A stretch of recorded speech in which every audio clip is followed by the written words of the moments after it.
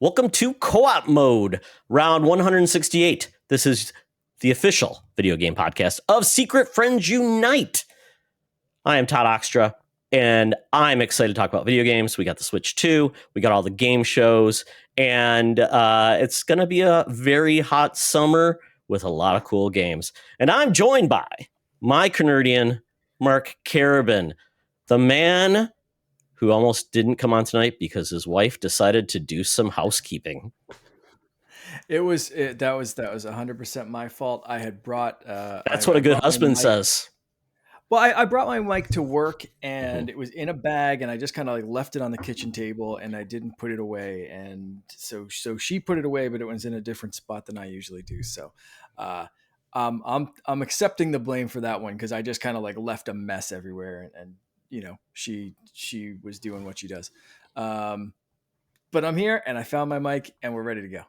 All right, let's go introduce our next guest. That's Eric, aka Mr. Game Positive, number one Sony pony, next to me. Thank you for joining.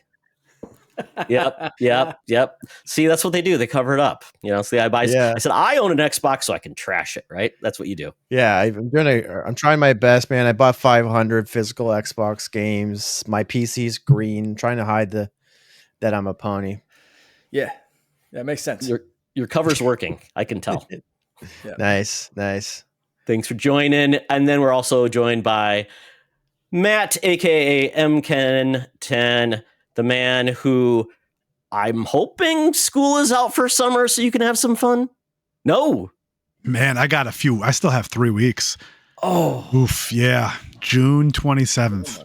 That's what school district punishes its kids so poorly? It's any school district that gives the New York State Regents exams.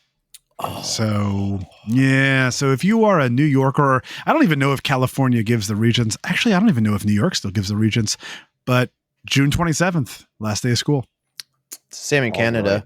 Yeah, I was just going to say, it's similar up here. That's completely normal. A few more weeks of school. See, guys? So I'm in the norm. Yeah. We're typically the week after Memorial Day in the States. That's typically when our schools are all out. So are you back in school in August? Like late August? Yeah, where I live, I teach in New York, but I live in Connecticut. And so my kids' school, they're done this week. But we start late August, but here in New York, they start after Labor Day. Yeah, we start after Labor Day here too. Yeah, we don't do the early schools you in the start South. You start after Labor Day and still get out? 3 months. Almost 3 months here in Minnesota. That's how we roll. Because we only have 2 months of warm weather, and then the rest is just so does Canada. You're too, south of Canada. Like what the? That's not an excuse. We're more north than you'd expect. Think, yeah, Minnesota, man. We're up in the north, as they would say. Yeah, you're below Calgary. Yes, that's true. We're lower. We're lower Winnipeg, as you would say, where I live. So we'll go with that. So we're very excited to talk about video games with all of these gentlemen. It's going to be a lot of fun. But before we do, we have to thank some awesome people. Yes, that is our friends over at patreon.com/secretfriendsunite, where you can join for as little as $2 a month. Your first month is 50% off, and you get the first week completely free. So you can join people like our besties tier, Derek Trevelyan, aka the Figure Dude, Francie, Luke Lauren, the Xbox Expansion Pass, Charlie's Uncle Tim, the best friends, or the Friends with Benefits tier, John Sedorf, Brendan Myers, Corian HD, the Boss Rush CEO, Matthew Keel, Kurt Krug, Tanya Lee, Chipotle Bear, Famous Seamus, Cam the Movie Man, Jane Newport 007, and Brian Osserman, aka Prozac Man, aka Darth Prozac. We're going to circle back to him in a second and all his extra names. But first, I want to thank the best group ever, our Secret Friends Super Squad. This is Sean, Stella, and Henry Nias. This family is amazing, and I always got to give them a big shout out. Again, you can join over at patreon.com/secretfriendsunite. $2 a month gets you exclusive shows, no ads, Discord benefits, all of that stuff. 50% off your first month. You can't go wrong. Excellent. And I would say we've had some awesome interviews lately that have been exclusive to Patreons for the first week. Mark Guggenheim, basically one of the architects of the Arrowverse, was amazing to talk to. He's awesome. He was also the writer, was a writer on Green Lantern, the movie, and then they got rid of his script and brought in some other people. So I felt bad for him, but he wanted to talk about, which was great. And then we just talked to the voice of Lion-O from the Thundercats. Yeah. So the original, man. God, I didn't know this. He was a voice. He was one of the DJs in Grand Theft Auto 4. He was also in Red Dead Redemption 2. And he's great. And he also was a host of Bowling for Dollars in New York. Very cool. Larry Kenny. Check him out. Also, the dad of Kerry Kennedy, or Kenny, from The State and Reno 911. So there you go. Yeah, very good. Yeah, it was very, very cool. If you're Patreon, you get those first and ad-free. So check it out. Have a good time. But one of the benefits you get from being a Patreon is you, on this show, you get a power-up.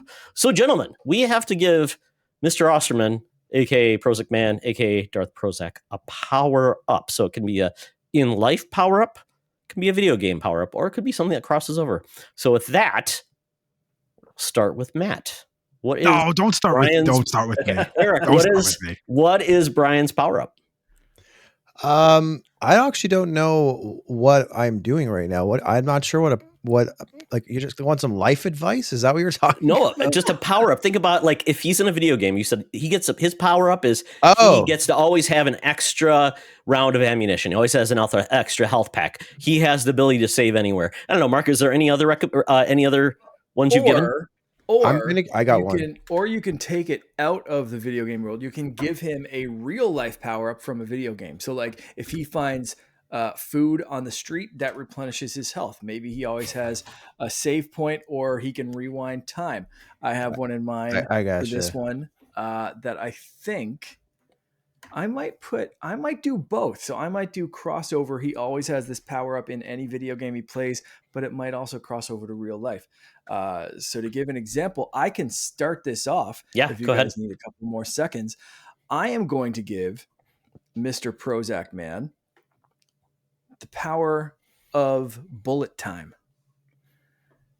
because I think someone with that many nicknames and different aliases and things and Prozac in the name, they're gonna have some focus. That's the gift that I'm bestowing. So I'm going to, and I think bullet time, that's slow motion, focus time to take in all your surroundings. So no matter real life, in a game, whatever it is, slow down time for 5-10 seconds. Bullet time.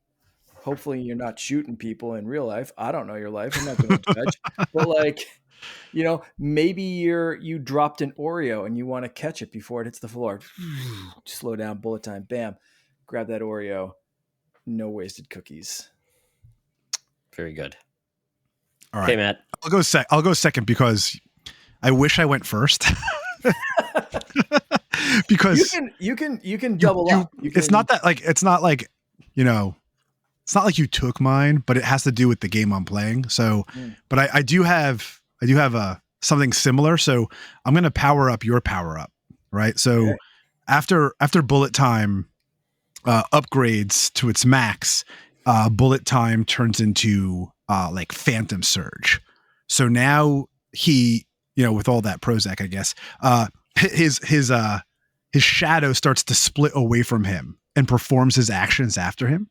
Ooh, right. So when he drops that Oreo cookie, he's got 5 shadows dropping Oreo cookies and picking. So one Oreo turns into 5 Oreos. Wow. And all 5 were saved. Huh. That is unique. And that's the upgrade to bullet time. Okay. That's the upgrade to bullet time called the second tier of your skill tree. So now we're doing expanding skill tree. Okay, great. Yep, it explodes into different branches. Here's the thing: if you choose Phantom Surge, the rest of the tree gets cut off. I don't know what the rest of the tree is. Okay. But Well, I don't know well, how I he's getting thought his of upgrade points. So good luck, Mr. Prozac man. Hopefully you can upgrade your skill tree to the Phantom Burst. I thought of one. I didn't bother connecting it to bullet time. As soon as I thought of it, I just stopped thinking. I'm going to give you a real life ability. I'm going to give you Duke Nukem's uncanny ability to produce unlimited $5 bills every time you hit the space bar in these harsh economic times. I feel like that could be a real benefit. Hell yeah. He just throws them. I used to love Oh that. Man. no! Shake it, Yes, baby. Just throw the bills. shake That is it, baby. fantastic. Is that what he said too? Yeah, Yeah. Shake it, baby. Yeah. And you can just spam that and pay your cable bill, pay your power bill. Oh, so your power up is make it rain. No, shake it, Yeah. baby. Oh, okay, Shake shake it, baby. Yeah, okay. Now, could a skill tree for that one branch off? Now you got To make it rain. Yeah, level 1, you can only do it inside of a specific establishment. Okay. All right. Level McDonald's. 2, you can do it at anywhere in your town. Level 3, anywhere on Earth. Okay. Okay. See, I was thinking increase the dollar value on the Nah. bills. You're still just whipping out like a fives. money gun, when you shoot it, like the high rollers have. I will min max this ability to its fullest. Yes, Yeah, yes, I love absolutely. this. That's Until your fantastic. keyboard breaks, and then you're screwed. Um, I like the thought of like paying for like a house or something with just like bags Shake it, full of shake it. $5 bills. Yeah, just 2 hours sitting there later. crying after a month of just whipping out fives in the living room or something. I really got to pay off this car. It's a blessing and a curse. I love it. okay, my power up will be strictly real world, but it'll be kind of lame. But in the world of gaming, this one will really matter. No download times. Every Call of Duty takes no seconds to download. All 150 gigabytes of all those portions, no matter what his internet speed is. Every game is just there as he bumps. It's almost like he's streaming, but it's full quality. All those gigs are ready to roll. So he doesn't have to worry about storage because boom, gone, bring it back. Well, In these hard like it. economic times, fantastic. storage space and internet speed, data caps, it all matters. Unless you're an ISP, then this is That's a true. curse. Yes, we're ruining their business. Just what they worried about. Well, with that, gentlemen, thank These you were good for your ones. power-ups. I think Brian is either very happy or very sad right now. He's probably hitting his keyboard as we speak. But for this point, we've got to talk about what games we've been playing. So let's start with Eric. Eric, what have you been playing?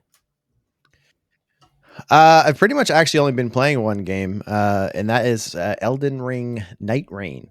It's probably not insanely popular in this podcast, but I think it actually might be my game of the year so far. Now, caveat, Right. haven't played Expedition 33, which I think is at the top of most people's lists. But I have played a decent chunk of games this year that have released this year, and I am also, caveat again, massive Souls fan. Caveat again, massive fan of multiplayer games. So it's kind of like a perfect recipe for me. And I expected to like it. I didn't really research much going into it because I wanted to be surprised. I'm surprised by how addicting the progression loop is and how much and I say how much, but and most people probably won't think this is a lot, but in Souls terms, there's actually a decent amount of progression, which I really enjoy, and the spectacle, the boss fights, the loop, it's very well made. It's definitely should be priced like it's priced, like it should be. It is a budget game, it's not like $80, but yeah, I love it. I can't stop playing it, and I really hope that it gets a decent amount of support like post launch. I know there's already a confirmed DLC because they have like the deluxe edition, but I hope they just keep going with this because there's a lot left on the bone in Elden Ring, and then there's like tons of stuff left on the bone if they go back into other Souls games, which they've already started to do with some of the bosses in Night Rain. So I really like Night Rain. Awesome. I was going I to wish I ask was you good. with Eric with Elden Ring potentially maybe eventually come to Switch. Night Rain is that only on next gen, or is that also on PS4 and older systems? I think it is actually on older systems. Okay. Elden Ring is 100% coming to Switch. It was like at the reveal. Mhm. Actually, you know what? I'm going to look it up in real time because we have the technology. Because the reason I was thinking don't even maybe need a this power up game, for that. maybe this game won't be coming to Switch 2, but they are getting Duskbloods, which is a Switch 2 exclusive online Souls-like game. So I'm wondering if this is kind of the make good for maybe this game doesn't come to Switch 2, but Duskbloods does because it's capable. But there's no there's no cross play. Is there cross play and stuff in this? No, that's the Achilles heel. So it's like I can't even see it coming to Switch 2 if. Why not? I think it will. Oh yeah. Well, Elden Ring is, and if Elden Ring can run on it, and I'm looking here. It looks like there is a PS4 version. Oh, really? Okay. Yeah, it should then be able to come to Switch 2. Yeah, so I don't see why not. One thing that I will say really quick that I thought was crazy is like I said, I bought 3 copies of it because there's no crossplay, and I have friends everywhere. Wow, you're dedicated. It runs better on Xbox Series X than it does on PS5 Pro. Wonder what that is. That's weird. I can tell you what it is. There's no patch for PS5 Pro, so it's the PS5 version that's running on a Pro, which you think would still be better, but PS5 has a lower range for its VRR. Also, caveat: it runs better on Xbox if you have a VRR display. And there's no pisser probably on VRR Night Rain. No. So because the VRR range is smaller, the frames dip when you are running super fast on like this huge open world. The frames dip below the threshold of VRR on PS5, but it doesn't always get there on Xbox. The Xbox's wider range covers it with almost 100% uptime. So you don't get these huge spikes. And when I played on PS5, I expected this better fidelity, and it's worse. It's noticeably worse almost immediately when you start playing. And this is like a fast game, right? Like I played a little bit of Elden Ring and stuff, and it's like it's not fast, but this is like. Well, in Elden Ring, when you get the horse, that's like your base movement speed. Plus, you can jump like crazy high. There's no fall damage. You can scale. Awesome game. Wow. I don't expect it to end up being Game of the Year at the end of the year, but right now, it's the champion. Well, hopefully they'll support that game and do more for it, and keep it alive. And definitely sold enough. Yeah. And I think the biggest issue, I know I've heard the single player problem and the dual player problem. It's really people are hoping they do something for solo players, and also duos would be helpful too. Yeah, solo players they already got the patch out. It was like within the first week. It's already been. They were really swift with that. Duos that's still a problem. We always have to get a random, and it's not always the best. The best random you could possibly have. Voice chat within the game, or is it just if you do a lobby, you're fine? No, no voice chat. People online, people there's on not the even aren't always the best. Yeah, sometimes there were one time we got this kid from Australia. He was amazing. It's like Metroid Federation Force, no voice acting. You just had emojis to tell you what to do. It's like, what? No emojis either. Oh no! Actually, that's a lie. Sorry, there is emotes, but they're so inconvenient. You have to actually use that you'll be dead before it actually it's not worth it. There's definitely flaws. It's not perfect. The curse of hopefully Night Rain 2. If they can't make the gameplay any easier, they're going to make the translation or explanations harder. Yeah, makes sense. Yeah. No, but that's all I've been playing, and I'm a huge fan. Excellent. Matt, I have seen you're playing one game I've heard really good things about. The other game my son is playing, and I watch him play. So tell us all about him. Okay, so I think when I was on the show a few weeks ago, I was playing Expedition 33.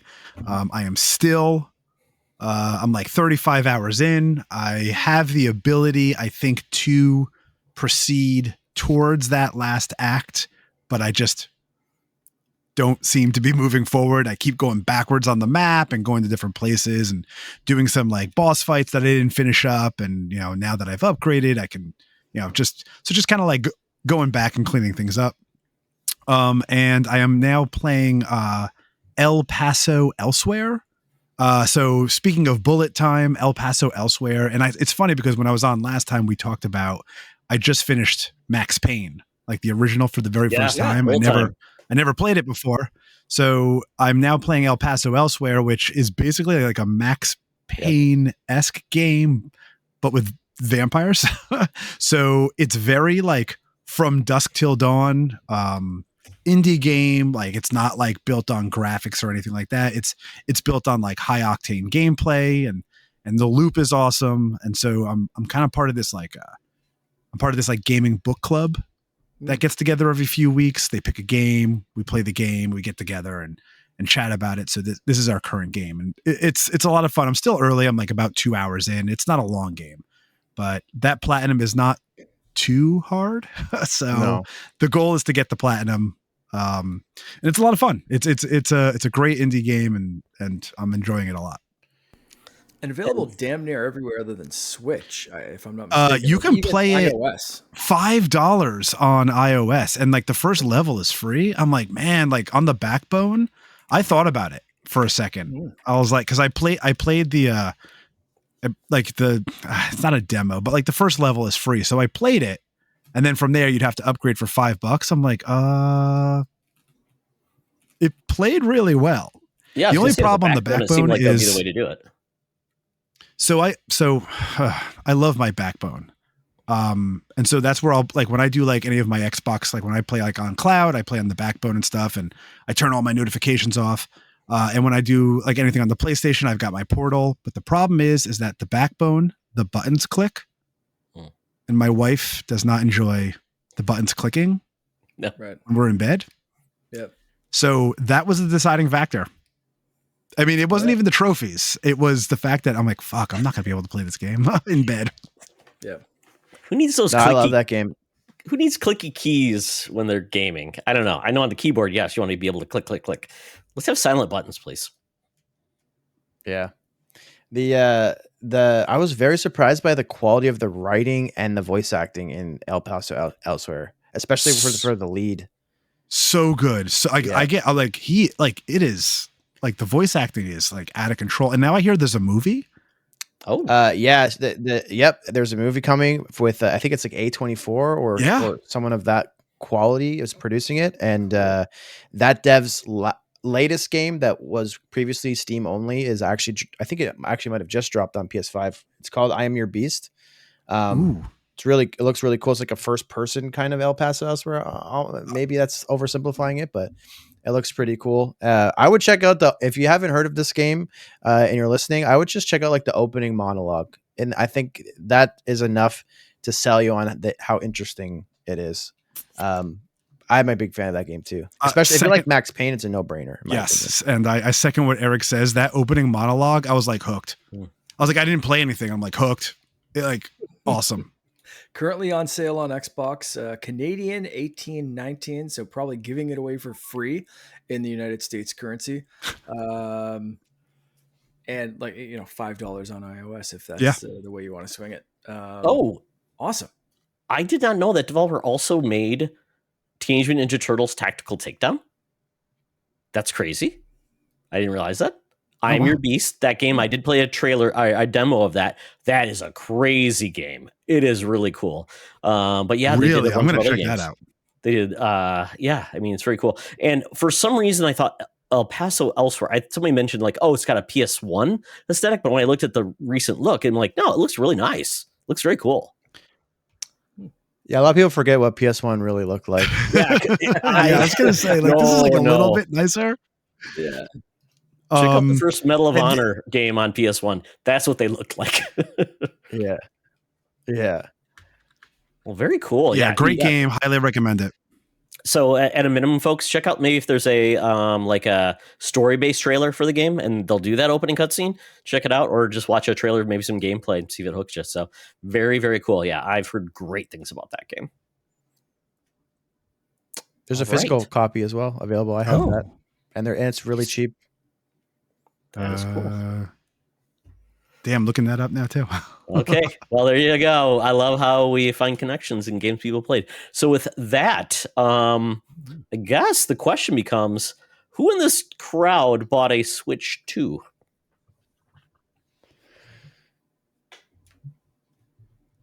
Matt. There you go. Get out of here. Ah, I got an I extra have one mine, that but I I'm do have selling the to a box. coworker. So there you go. And I got the Pro controller. Woo! Mine my had Pro controller. mine had dings in the Costco screen. had them $10 off. So Mark, if Costco, well, you said there's like Costco within, I think 5 hours away. So sorry about that, but maybe you could order one if you're a Costco member. You're probably not though, if it's 5 hours away. Yeah, no, I'm not. No, but I know some people who are. Yeah. But I did receive my Pro controller Saturday or yesterday. Anyway, You said you were worried about yeah, getting it, and then you got it earlier. it did arrive. Yeah. I got mine June 6th from Walmart, but I actually ended up going to Costco Thursday morning. I showed up, there were like 5 people there, ended up first in line, got mine, was the first one to check out. They said they lost the pallet of controllers. I'm like, oh no. They found them. We're good to go. And I got the bundle from Costco. It was a really good deal. It was the deluxe edition, but also came with a year of the expansion pass. So I ended up selling it to someone over in the nerd chat, or no, over on another chat group that used it because I didn't need it and it doesn't stack. So Right. I'm a winner. But yeah, it was $525, and I got that. So it was a discount of like $25 for me. So good deal. So so Eric, how did you get yours? Just walked in and bought it. The availability of these they're not sold out. It's not hard. I actually, like I said a second ago, I bought it on Friday, or it came out on Thursday, right? Thursday. Yeah. Yeah. So Thursday, I actually had to go to GameStop to buy a gift for my nephew, and they had a bunch there, and I was like, I'm not going to do it. And then I got home, and I just was like, what am I doing? I'm obviously going to buy this at some point. What's the difference? It might even be more expensive down the road. I was going to say it's never going to be cheaper than it is now. Yeah, those went out. So I just went on Friday, walked in, they still had them, bought it. I didn't actually open it until my screen protector showed up on Sunday. And then when that happened, I noticed there was 2 dings in the screen from the factory. And I just walked into GameStop today and exchanged it because they still have some. They're not sold out anywhere. It's not this one GameStop. Crazy. It is surprising that you're saying that. Online, they might be because of scalpers, but if you walked into a Walmart or a GameStop or a Costco, I was trying to find one for my friend. Every single local store is sold out in hour to 2 hour radius around where we live. Yeah, my Best Buy was sold out. I went by and checked in because I showed up the night before. There was a big line, and I just checked out. So where I am in Halifax, there's 3 GameStops and 2 Best Buys, and all 5 of those stores have Switches right now. Mark, I think you've got a connection right there. I think you've got the Canadian connection. So the last friend that I have that was looking for a Switch he got the last one online at Staples of all places today. They have been readily available. I ended up getting a second one. My wife ended up seeing how it was running and was just like, I need this. And so we're selling her OLED. So we got a second one, and I was lucky enough that I signed up for the Amazon pre-orders as soon as they went up, and I got it like the approval, like you can pre-order a Switch now. And it's like, it was launched yesterday. This happened on Friday, but it arrived Saturday. So it was very quick shipping through Amazon, and my Pro controller arrived at the same time. So we're rocking 2 Switch 2s in the house. So they are readily available. If you luck out. But the craziest thing about it, I think we're going to do a deep dive into Switch 2. So I'll be very brief on this. Yeah, we're going to do initial impressions, and then we'll go deep dive in 2 weeks when we've had it for a longer time. But this is just early impressions. Cool. Early reports are it's breaking sales records, shattering most sold console in a 24-hour period. Apparently, it sold over 3 million units within the first 24 hours, tripling the PlayStation 4's previous launch day record. Wow. Like, I think it's the most available, though. That's true. Like, is this a console launch done right? Like, did Nintendo just stockpile that bejesus out of this thing? Like, Yeah, I think it's like technically one of those things that's technically true, but I don't think this was the plan. I'm pretty sure that Mario Kart and Donkey Kong were supposed to be launch titles. They got delayed. The Switches were made and they sat in warehouses while they tried to scramble some semblance of the launch lineup. And Donkey Kong still didn't make it, and they just kept manufacturing them because obviously they're going to sell, and they just ended up launching with a lot. You can all kind of tell too. There's some people that have battery issues because of how long the lithium ion batteries were sitting in warehouses because of how Ooh. like how long the runway is between when they actually manufactured and delivered them to the warehouse and when they actually were launched. So there's like Nintendo even released an article on their website about how to like retrain the lithium ion batteries and like because they That's were such a sitting there. 90%.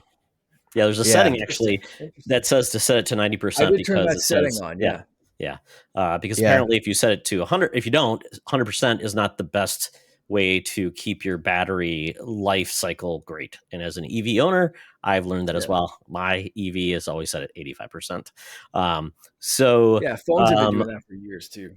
yeah, it's funny because I got my Walmart pre-order, which was just the console, no bundle, that got delivered on the 6th. I walked into Costco, got mine. So I am going to be the hero of a coworker who did not get one. So they're going to just get the console at price plus tax. So they're going to get that. So I feel like I'm doing my duty of being a nice person.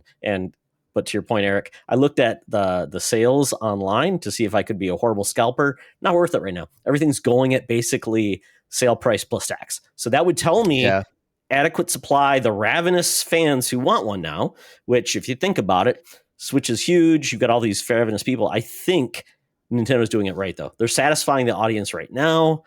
And then you get enough games in the fall, holiday, and you've got a great amount of consoles with more games, a Pokemon, all this stuff. It's perfectly poised and great. Yeah. I use my Nintendo Switch. We have 2 Nintendo Switches. And my son is the big Switch guy in the house. So say I want to use it as like a Christmas gift, right? A holiday gift. Am I thinking buy it now?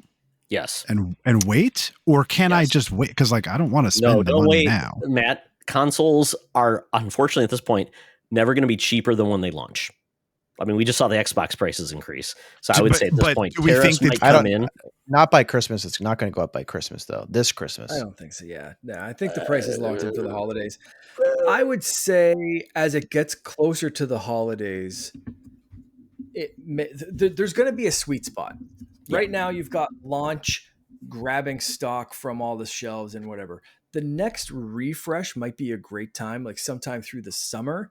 That summer refresh when they're showing up in stores, not everyone's ravenous. Because by the time you hit like October, November, then you're going to get that like crazy holiday crowd that's like rushing in. There's a new Pokemon game. There's like, like that's when you get people that are like, we need this. It's on a shelf. I'm grabbing it. Like you get that, any kind of console at that time. So if that's your plan, I wouldn't break your back trying to find one now, but I would try to find one before the fall. So, and there's going to be a summer refresh, 100%. So you're going to just see them popping up in stores. That's the time to grab them, in my opinion. All right, something to consider. Yeah. Well, one thing I will say though is when you buy one, it's going to be the likely way that you'll buy it is by walking into a store. I think that there'll still be scalpers and robots buying the online stock. So I would right now buy a set of tempered glass screen protectors. And just so whenever that day comes and you do buy it, like that's there. So if you did have to open it, you could put it on right away. Because Nintendo has this like weird permanent plastic film on the screen. Yes. That is like, you could just blink and it will get scratched. So you're going to want that immediately. And those are like $10 on Amazon. You can just shove it in a drawer somewhere. Because it will be it will probably be spontaneous. Like $16. Yeah. It was stupid cheap. I will say this about the price though. Nintendo has said this is what the pricing is for launch. Does not mean this won't get more expensive because of tariffs. They are going to protect their pricing, and if they can go up. So this is what it is for now. That's why I always say at this point, none of the other consoles have gotten really that much cheaper. over the last 4 years. So I'm like, if you really want one, it's a gift. If you find one, get one. I would say do that because there's going to be no bonus, and that Mario Kart bundle is already a $30 savings because if you don't get it, Mario Kart's $80, and everybody wants Mario Kart. You don't want your kid to get bullied because he has Mario Kart, right, Matt?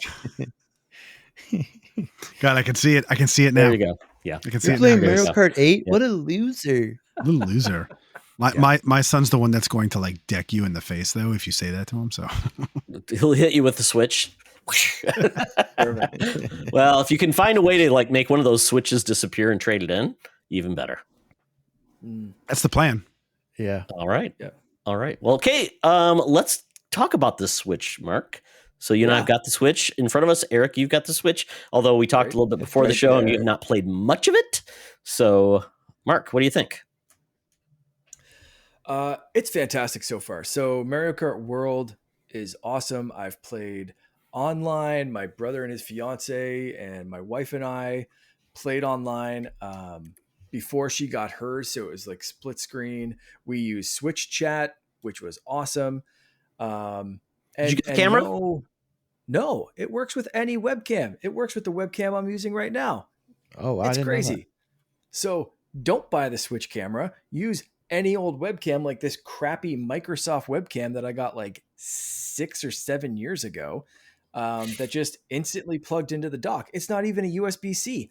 USB-A plugs into the dock and it just that's right. works. Doing it through the dock. Craziness. Docking it up. I am thinking about upgrading my webcam. I've been thinking about it for a few weeks now because this one kind of sucks and you and Charlie both have new webcams and you look way better than I do.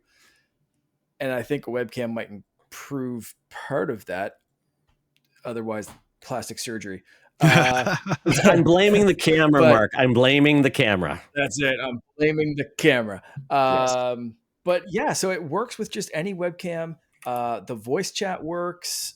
It's just everything just works. It works seamlessly. I also played. I was playing Wind Waker on the GameCube emulator thingy, whatever it is. And Dave Moore, who does over the stuff at the Snack Network, he was playing Super Mario Kart World, and we were doing a game chat, and then we turned on the game streaming thing so he could watch me play Wind Waker. I could watch him play Mario Kart World.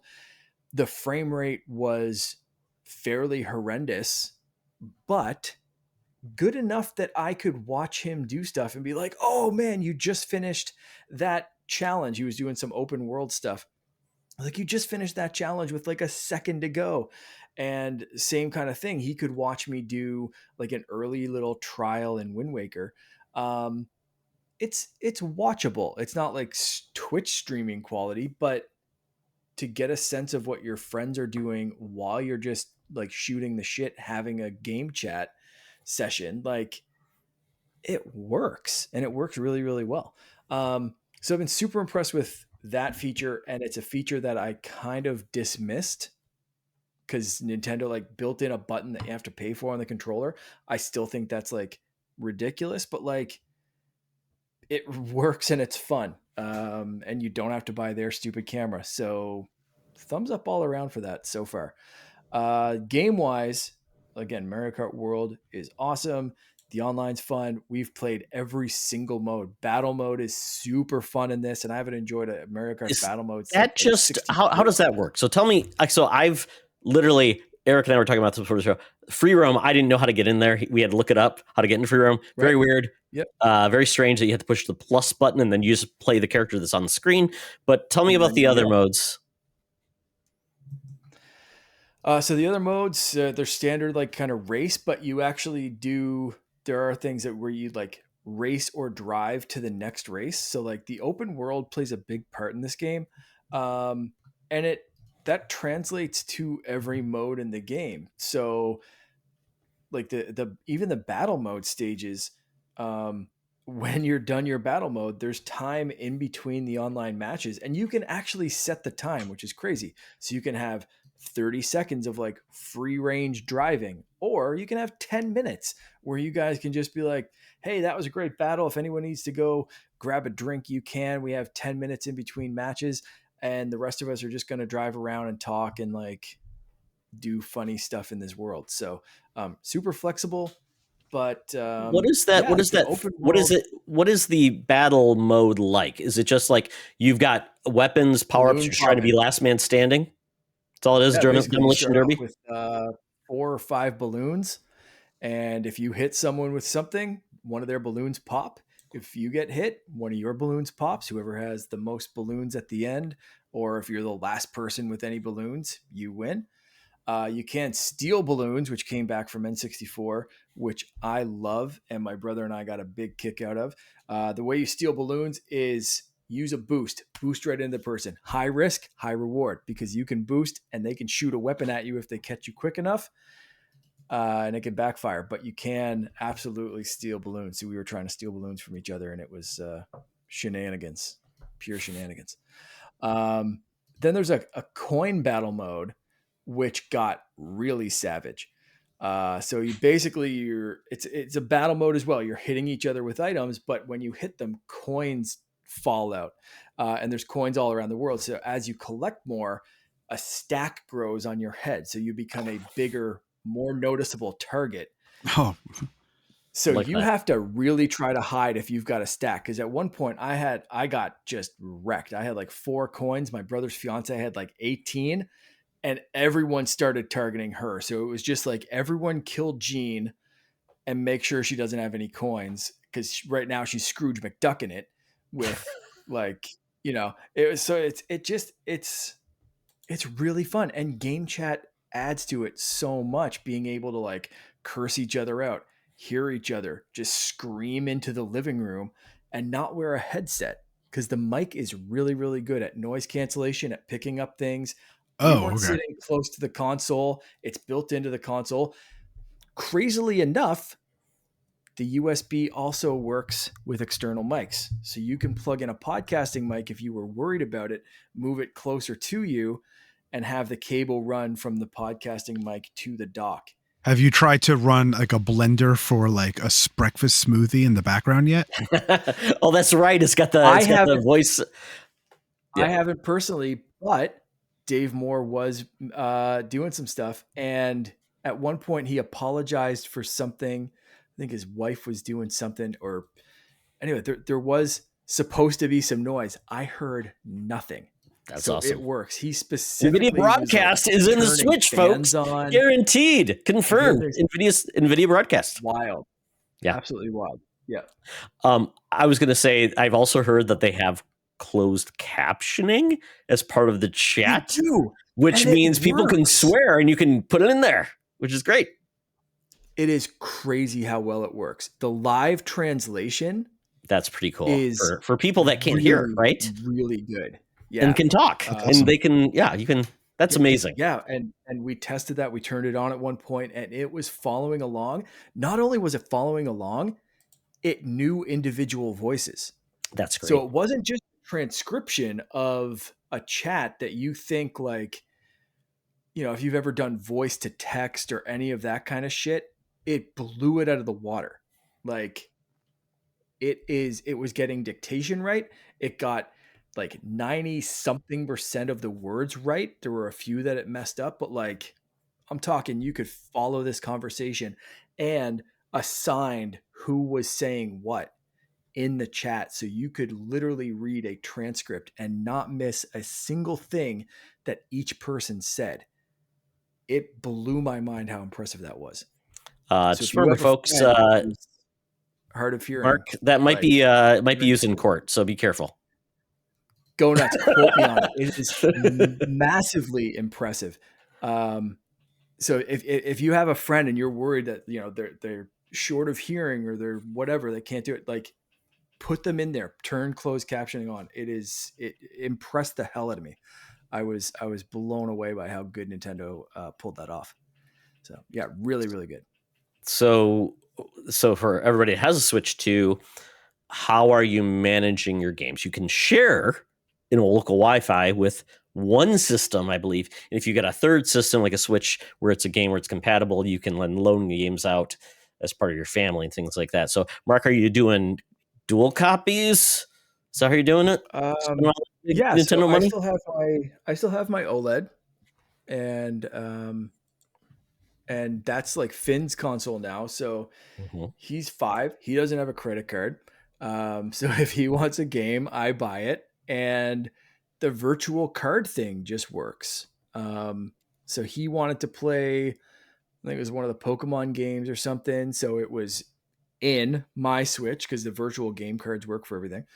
So it was in my Switch, and he just moved it over to his Switch, and it shows the little animation of taking it out of the Switch 2, putting it in the Switch 1, and it works. Haven't tried sharing anything with Loren's new Switch 2, but she has her own games in her own library, and she's doing her own thing. So I'm not really concerned about that yet. But we'll burn that bridge when we get to it. But Switch 1 to Switch 2, library sharing for Finn and I, flawless. Mark, you're going to burn that bridge when you get to it? Yeah. Yes. Yeah. Oh, he's a very valuable Did person. he say that on purpose? Yes, he did. He's a hateful man. I just He's wanted to make sure you really wanted all to burn gingers the are like bridge. that. I used to be a ginger and all went gray. Yeah. It all went gray. Well, very cool. I will say this. I will add on. I got the Pro Controller. Did everybody get a Pro Controller or no? Mine is so good. Delayed. Like it was like I bought like the next shipment from Amazon. So end of the month, I think it's coming. This is now the best base controller of any system. It's not a base controller. It's a Pro Controller. Oh, well, it's the only controller that Nintendo makes for it, except for the Joy-Cons. And I would say the Joy-Cons are like a non-pro, like a rookie controller, because that's this is what they give you. That's what the this box. but this is the controller you can buy. So once again, this is the controller you can buy. So are you saying it's better than an Elite, like an Elite? Well, no, I'm saying base. Like if you buy like an extra PlayStation controller, because it only comes with one, you buy an extra one, you're buying this one, right? On the Switch. This one has back buttons, baseline. For $75. I got it. It's the only base controller that is not over $100 that has these type of back buttons. Has a port. It's got really good. The sticks feel better than any system I've ever played before. Better than really any system. Controller. Oh, it's beautiful. It's zero resistance. Feels great. I don't know what they're going to be, if they're going to drift, but it's funny. They already put up on their website the Joy-Cons. If you need to return them for drifting, it's already up there. So, but I just think this is a solid, the feel though. The feel is matte, so beautiful. Nice. So much of an upgrade over the last Pro Controller. And I bet this has the best battery life of any controller out there. So I'm taking it to the bank, but it's for $85 really or nice. $75. Yeah. So that's what I'm basing on. They made it so the old Pro Controller cannot turn on the console. Yeah, that's why I had to buy that one. That drove me crazy. So I turned in my old 8-year-old Pro Controller for $35, folks. Why are you holding on to that 8-year-old controller? Get rid of it. Because it works fine. What button? I know, like, but I don't need like back crap buttons. compared to other ones. I don't think it feels as nice. I haven't felt that yet. So for me, it's still good until I feel that one. You feel and it's got the C button. You know, what are you gonna do? What are you gonna do without a C button, Eric? Throw that thing in the trash. If you're Daddy D. Wally, I would take that controller and throw it on the couch right now. Not a couch, slam it against the wall. Concrete wall over there.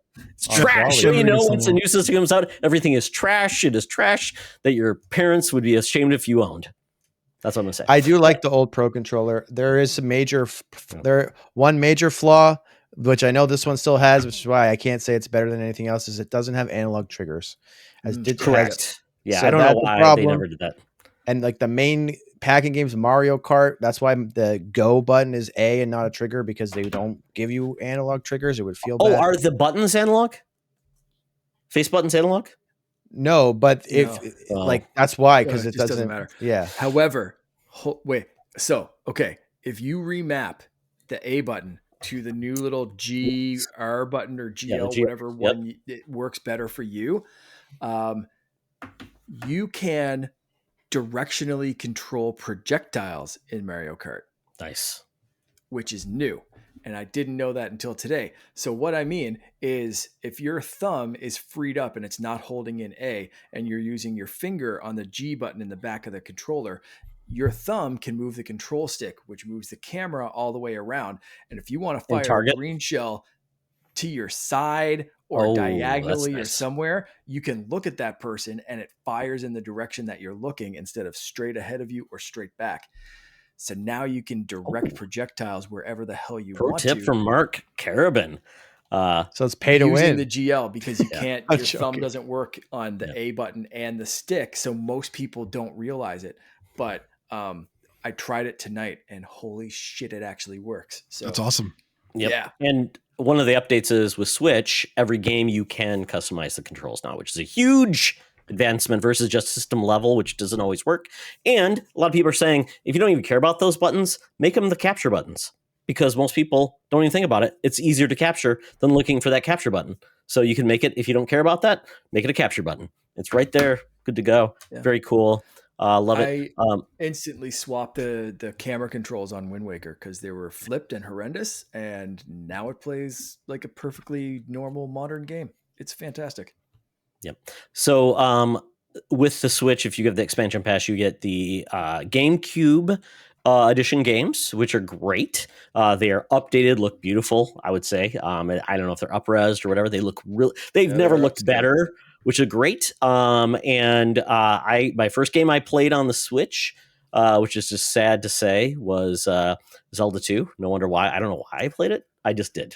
I love Zelda 2. Zelda 2. That's Zelda fantastic. 2. Zelda 2, Mine was boys. Wind Waker. I can't say too Well, much. The second amazing. game I played was Soul Calibur 2, as Link as it should be. Was amazing. That game looks so awesome.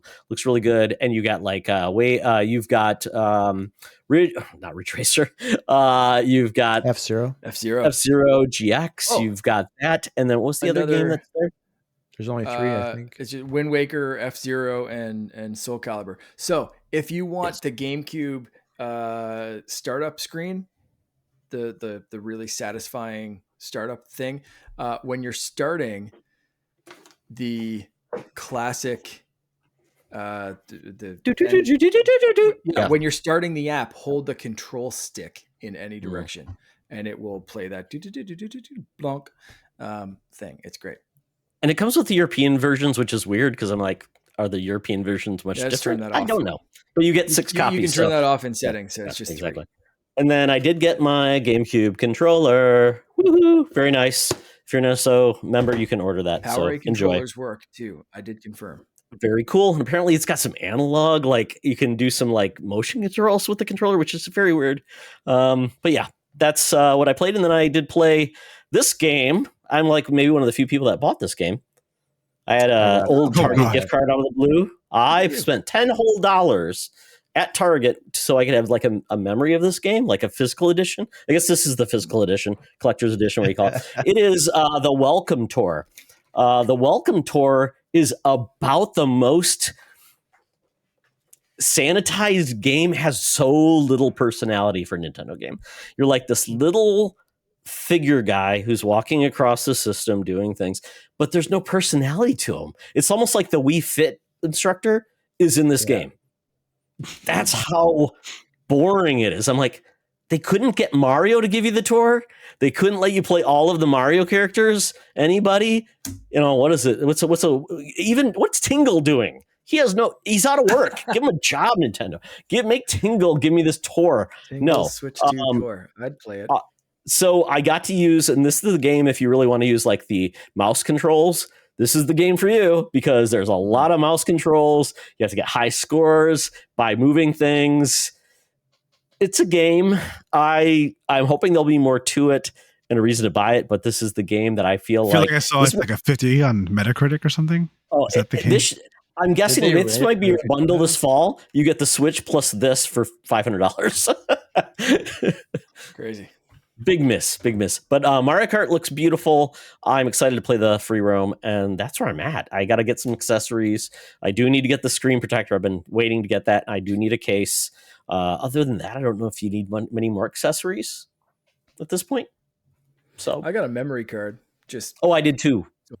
Sweet stuff, but The Walmart brand is like one of the few third-party Switch Express cards.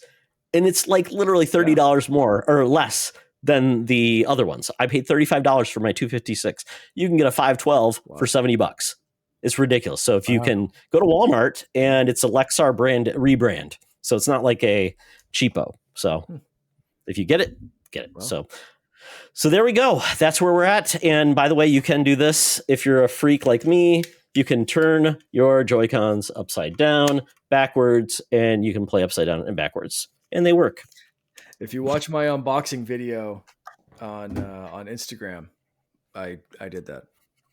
So we'll see how I that didn't goes. even notice. I was just so excited. No. I took it out of the package. I was like, let's see how these connect. And I connected the two, and then I realized it was upside down. So I was like, oh, that happened.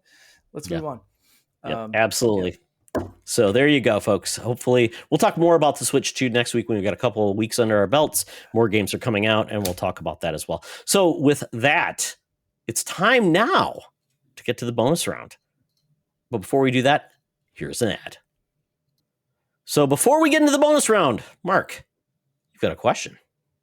Yeah, we Chipotle Bear wrote in on Discord, said, one, great guests. So Eric, Matt, big, you've got the thumbs up from Chipotle Bear. The question is, okay, if there was one game from Xbox and one game from PlayStation that are not currently on the Switch 2, but you think they should be, what would those two games be? I can go for our PlayStation. I'm going to pick Astrobot. I think that makes sense. Hell yeah. Yeah. For Xbox, I'm going to go weird, and I'm going to say Elder Scrolls 3 Morrowind.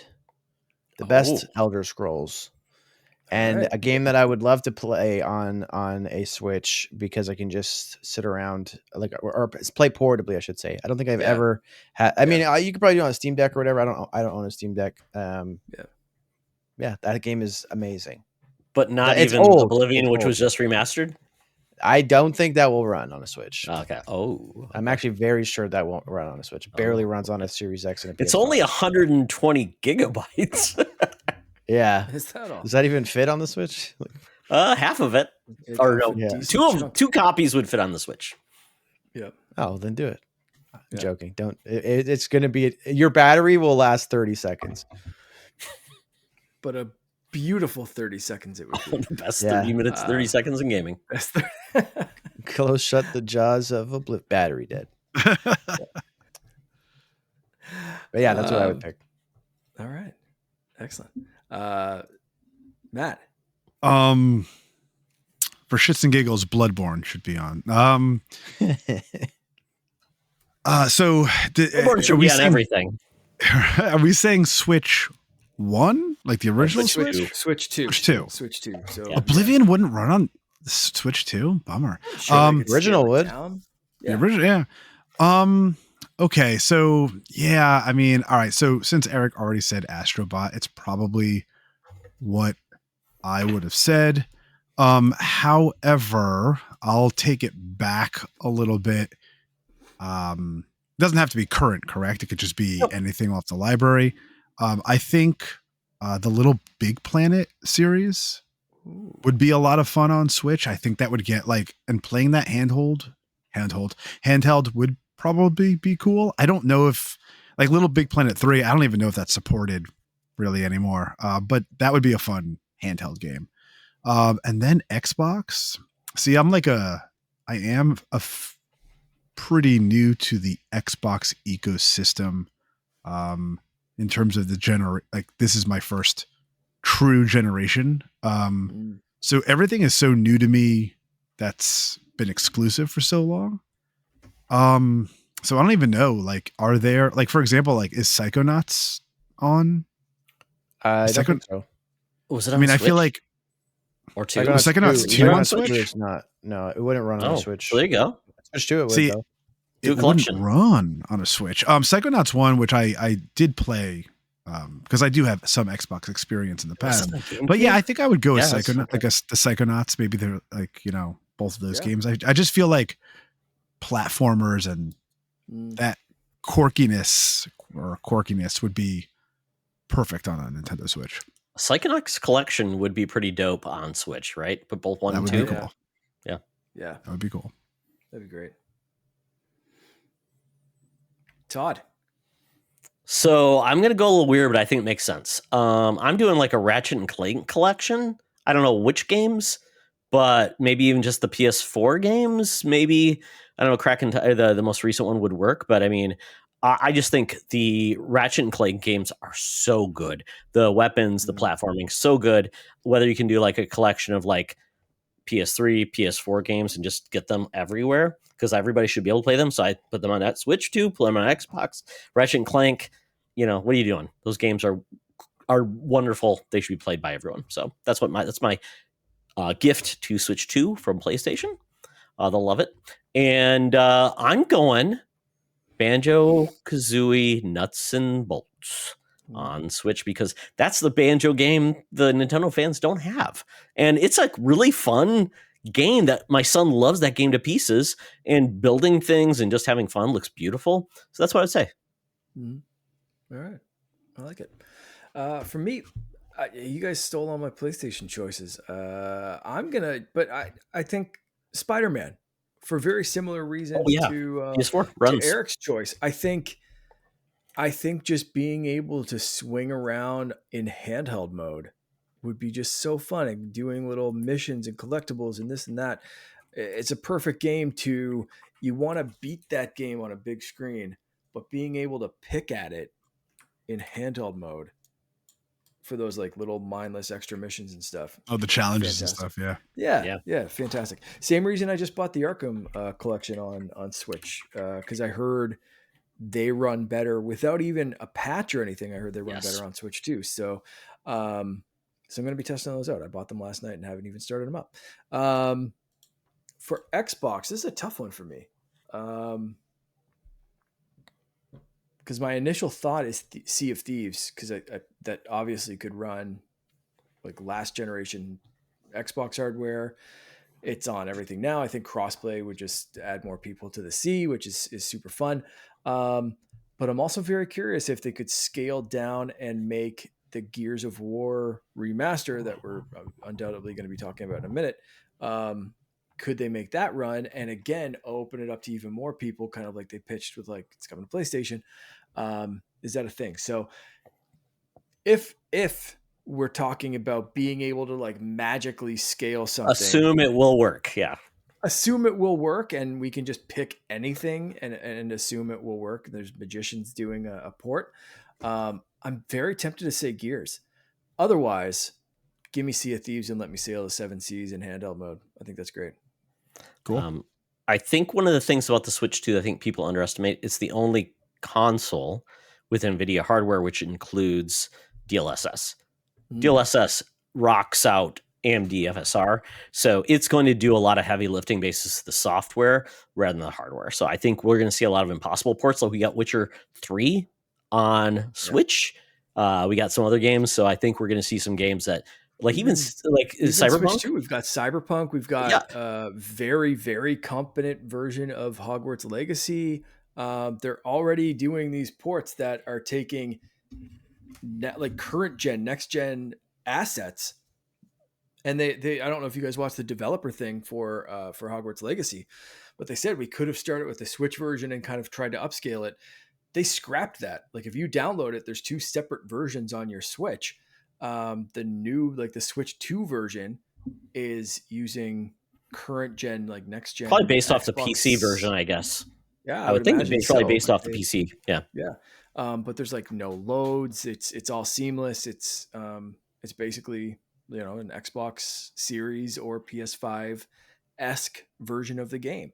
I'm sure there's some things turned down. Haven't really played it enough to say one way or the other, but it looks impressive. Yeah, from what Digital Foundry said, the Switch 2 version of Cyberpunk is better than any of the PS4 or Xbox versions. So it outdoes the old gen. It's not as good as the PS5 or Series, but that's still a lot to say considering we heard this system is PS4 level. So good things are ahead for the Switch. Can't wait. It's got 3 times the memory it has, can do chat, which we never thought it could do. So there we go. So with that, we're getting into the bonus round, which is our reactions to the PlayStation State of Play, Summer Game Fest, and Xbox Showcase. And just a precursor, we're also going to be scoring each one of these shows 1 out of 10 for 3 categories: content, the games they presented, the wow factor. Was there any games that are like, wow, I didn't expect that to be there? Wow, it's a mic drop. Holy cow. And the presentation. Was it entertaining? If the games weren't great, would you still be entertained? Is what I always say. So there we go. And a caveat, Mark said, Todd, I have only seen one of these, and quite honestly, I didn't see it in real time. So there we go. But we're going to do a good job, gentlemen, the 3 of us, of kind of painting a picture for Mark so he's well informed. So I think we're all good, and I think we'll do it this way. So if anybody is interested in taking each one of the shows as kind of like their baby, if you want, I can go through it, but I think it's more fun to have each one of the people that has something that will bring it to it, that watched all of these, bring it forward. So I am, Eric, you know what? I'll take the heavy lifting off your chest. I'll remove the Sony Pony banner off your chest. I'll take this one on. So I'll start with the state of play. This launched on Wednesday, which was weird because it's like, oh, this is going to come out before everybody. So it's probably going to blow us all away. So essentially, this was a standard state of play. We did get some personalities on screen, but it was really to talk about what was going to be coming on PS Plus, some a little bit developer, feedback. But other than that, it's a standard state of play. But with that, the games that were announced, and stop me if you want to talk about any of them, I'll go through them quickly, and you can tell me if it's a yay or nay and why you're excited about it. So the game, the state of play kicked off with Luminous Arise. This is by the team who made Tetris Effect. This is also going to be coming to PlayStation VR 2. And Luminous. Yes, and it's Luminous. So if you played it on the PSP, it's a puzzle game by that team. Yeah. Beautiful. It's cool. It's coming out very soon this fall. All right, moving on. Pragmata. This is the game that was shown at the original PlayStation 5 showcase. We didn't know It this exists. Making a very weird game. We didn't know what it was. They originally said this was going to be delayed. They showed a new trailer of gameplay. Basically, you're like a big daddy with a little android girl named Eve, and she has powers. You use them with her. This game's coming out in 2026. I thought it looked pretty cool. I mean, Capcom. I guess I'm a Capcom fanboy, so I mean, I like Capcom. It looked awesome. The fact that this is actually coming out. I thought this game was Dead and Arrival, was never coming back, but in fact it came out and said it's coming out in 2026. Yeah. Maybe this is the next Lost Planet Dice game that I loved so much. But this is kind of fun. Yeah. Next game is a weird game by Suda51. Romeo is Dead Man. If you know Suda51, he makes very weird games with Grasshopper Studio. I don't know. This game, you're doing a lot of damage. It's game by Suda51 is super redundant. I thought it was like a Rick and Morty game for a while. I thought, is this like going to be a weird one? Because the intro scene is very weird. The art style is very awkward and weird. But the combat looks cool. This game hit for me. Like, I was actually surprised because I've never really played any of the. I mean, they're so like those games. His games are so violent and stuff like that. I've never really jived with a few of them, but I'm like, I loved the style and just like the flashiness, and I'm for whatever reason, we'll see. But I was excited about this. This looked cool. When Suda games hit, they hit. Like if there's something that grabs you in one of them, like, exactly. Prepare to get hooked. Because when his games like get their teeth into you, like they usually dig in deep. You have to watch the trailer. It's so weird, so odd. The opening sequence, weird. Then you get into the combat. It's got some weird elements of like freezing skeletons, and you got to hit them. And it's like, I don't know what it's going for, but apparently it's tied into another series that he did. So very interesting. One of the games that came out that people are very excited about is Final Fantasy Tactics. This, I think, is coming out everywhere. Very cool. Mm-hmm. And it's got kind of the modes of you get the original version, but you also get then the new updated version. So it's kind of those, and you can do it in real time and just see them, between, it's like the Halo edition where you can see the old 8-bit graphics or 16-bit graphics or whatever do that. So I'm glad this is coming out. This is going to be perfect for all the systems. September 30th. Very cool. If you're into Souls-likes, Neo 3 is coming to Raise Hell. This is, I think this is Koei Tecmo's main franchise. I didn't realize there were 3 games. If you know, you know. I don't know, and I don't care. Yeah. Eric? They're hard. Are you into these The games? I haven't actually played the Neo. The first one I will say is the first one. Neo was kind of like the first Souls like that I can remember, like the first game that's not Dark Souls, not FromSoft, but trying to do that. And I am somebody who was a huge fan of Ninja Gaiden back on the original Xbox, Ninja Gaiden and Ninja Gaiden Black. And that's the same team, so it's kind of like a Ninja Gaiden Dark Souls like marriage. I think they did a good job. I would say that game is good. The second one though was very good. The second one is a much better game. It feels like they kind of had a lot of good ideas in the first game, and then they really were able to put it together in the second game. I don't know what the third game's going to be like. I don't think the trailer showed it that much.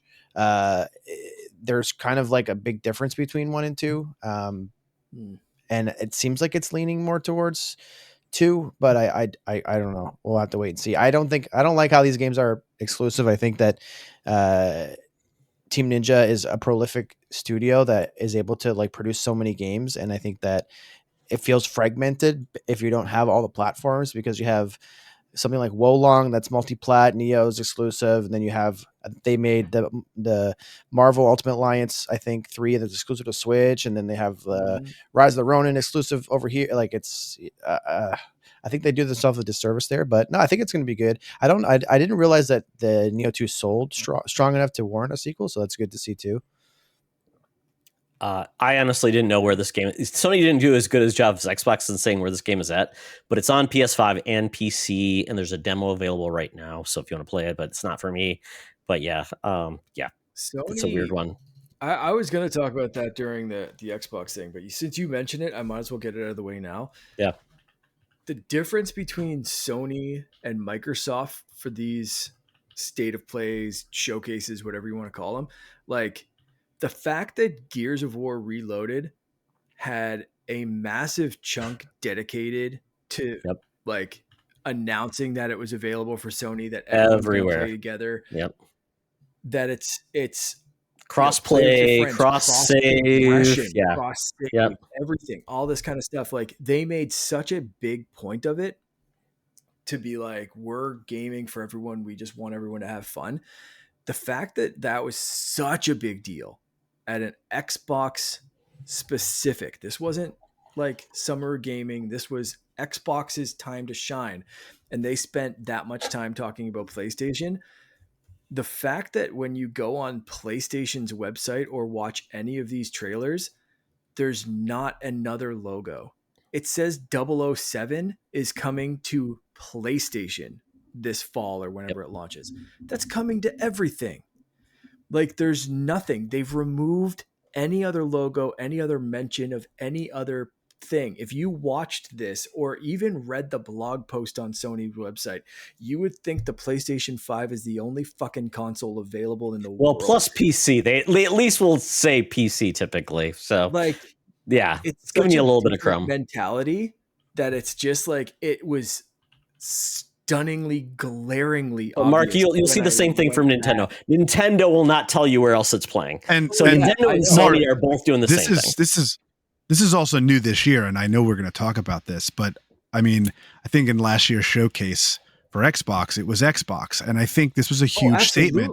This is a huge statement, and I know we're going to talk about it, but this is Xbox basically announcing we are a third-party publisher, and you're going to get these games anywhere you want to play these games, and that's a huge statement. That's Xbox saying, like, play your goddamn video game. Right. Yeah. And it's for me, this was such a generational like pivot point that watching the Xbox showcase and going back and reading and watching trailers about everything else, it just stood out to me for every single thing that I saw that wasn't like, this is available on this is available on that. Like we'll release this. This is also kind of like, yeah, I think there's also like a shock value because we are products.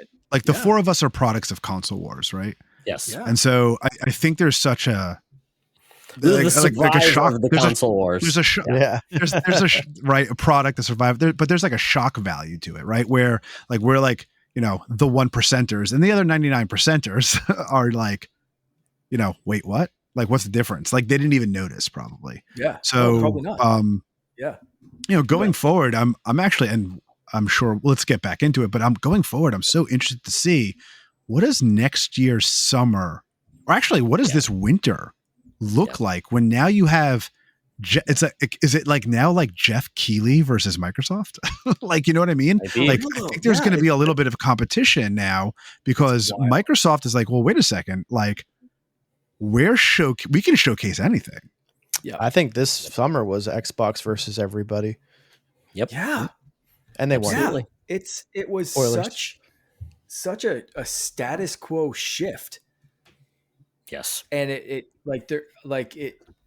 there's a before and after point, and it's like you said, like watch Nintendo's, watch this, watch that, watch Microsoft last year, but like there's no going back from this one. I'm gonna notice that every single time, and I'm gonna notice how ready to go for just gaming in general Xbox is, and I think that's gonna play into their brand so much more than anything else in the last several generations have played into anyone else's brand. You're going to have some Xbox fanboys taking sledgehammers to their Xboxes and throwing them out windows and stuff because they're going to be freaking out. Yeah, but you know, it's like that kid that like sawed his like, you know, PlayStation in half or like, I don't remember the video. Me, it makes me prouder to be an Xbox fanboy. Like, I love my Nintendo, but I also love my Xboxes. And like this moment made me more proud to have an Xbox because it's just like they just get it. Well, you know, think about it this way. Imagine if Sega was out now and the Dreamcast just died and they had a presentation. That's where Sega would be, right? It'd be like, hey, our games are everywhere now. That's exactly where we're at with Xbox. Even though they have hardware, it's still Yeah, but they also just announced a kick-ass new piece of hardware, so it's not like they're out of the hardware business. Well, they announced a hardware that they're not actually going to build. They branded it and are going to put software on it, but Asus ROG is making that hardware. So that's a weird thing. We'll talk about that in a little bit. But let's finish off. Yeah. So we got the first. So Sony got the first hit on the 007 First Light game. This game was everywhere. It just wasn't at Sony. Mads Mikkelsen showed up in Xbox talking about this game as well, along with Hitman. Essentially, we're getting a game as the young James Bond. It's going to be third person game, very much stylized. It's the origin story of James Bond on the screen. I've read a comic book based on the origin of James Bond. It's very cool how he's brought in. Hopefully it follows some of that. But yeah, this is IOI. Hitman dev bringing James Bond to the screen. I thought this looked pretty cool, but I know some people may be disappointed. I've been a Bond fan since I was a kid. I love the Bond movies. I've read a bunch of the books. Mark, you were also a James Bond Jr. fan, the cartoon? Hopefully not. I remember watching that. I've been a Bond fan for a long time. My grandmother got me into it. So now when I watch things, it's a fun way to remind me of her. So yeah, like a new game with a fresh new, just a video game Bond. This doesn't look like Daniel Craig or any other James Bond. This could be a franchise. This could be like a separate Bond universe that we get multiple things. I was kind of leery that they didn't show too much gameplay at all during this, most of the trailers and stuff, but like, I'm excited. I'm curious if it's going to be like, cause I don't know if you remember back at 360, IOI did Hitman Absolution, which was very much like a pretty linear, action heavy, like story game for lack of a better term. And then Hitman, obviously the recent ones are like a big open sandbox immersive sim style. So I'm curious which route they're going to go. I feel like I personally prefer the Absolution route, but I know like Hitman fans definitely do not prefer that route. And they're fans of IOI, I should say. So it's going to be interesting to see like more in-depth look at the gameplay. Yeah. it's been too long since we have a good James Bond game, and I'm glad we're getting it. And this should be very exciting. And it's available, going to be everywhere. I'm assuming we're going to get a Switch 2 port as well. We'll see more about They that. announced it already. Oh, they did. Oh, that's right. They did. Sorry, that's actually the first appearance of the game was when we had the Switch reel. So I forgot that. So yeah, there we go. Thank you for the reminder for that. So really quick, we'll hit the rest of these things. Arc Systems show, and this was to me the mic drop. This was the last thing they showed. Arc System Works is making a Marvel fighting game that is exclusive to Sony because Sony essentially said, "Hey Disney, we'll make a fighting game." And we'll get you a developer that'll do it. So they did all the heavy lifting. They got a great relationship, and this game looks dope as hell. We're gonna get more characters. Basically, it's a 4v4 with an Japanese-centric take on these Marvel characters. We've got Spider-Man, Doctor Doom, Iron Man, Storm. Who else am I missing? Ghost Rider. Ghost Rider.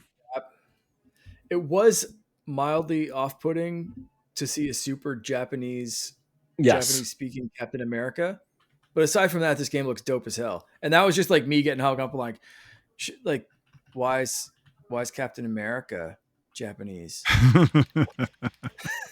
It's in a Japanese. They just don't have the American actors yet. Exactly. Yeah. The gears started turning my head of like making that like kind of work in like a different timeline kind of. Especially because he's like World War II era, right? Yeah, exactly. Right? I love the Japanese really people. There. I was like, I'll accept any other Japanese versions of Marvel characters, but the stars and stripes on a Japanese dude was just like, what? What?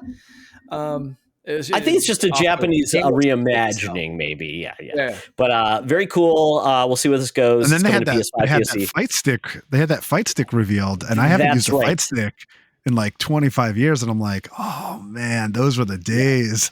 Those were the days. They announced a fight stick. It's wireless. I do have a fight stick for PS4 that works on PS5, but this one looks dope. They didn't announce a price, and it's coming out in 2026. So there you go. New hardware was announced at Sony. Other than that, I'm just going to go through these other releases really quickly. You stop me if you want to talk about it. Silent Hill F got a reveal. That's very Japanese. It's coming out September 25th. Bloodstained got a surprise trailer. The Scarlet Engagement looks amazing. I thought it was a new Castlevania game, but it's by the guy who made Castlevania. Baby Steps, that trailer is weird and gross. If you know that game, you know what that game. Let's see. Other than that, I'm trying to think of any other games that were really cool. The Mortal Kombat Legacy collection is really cool. I'm sure that's coming out everywhere, but I love that the fact that it's basically a documentary plus all of the classic Mortal Kombat games 1 through 4, and I bet we might even get we're getting some weird handheld versions. It's dope. I love that visual clip. The Game Boy version. Probably get a Game Gear, maybe. I don't know. Maybe a Game.com version. Sure, bring them all on.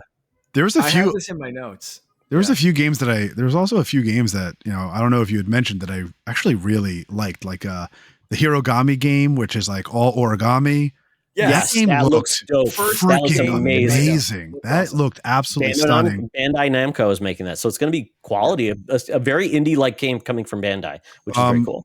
I know we already saw the Ninja. Like I feel like the Ninja Gaiden Ragebound was already revealed, but this trailer was like a nice sell. Like it was a great trailer.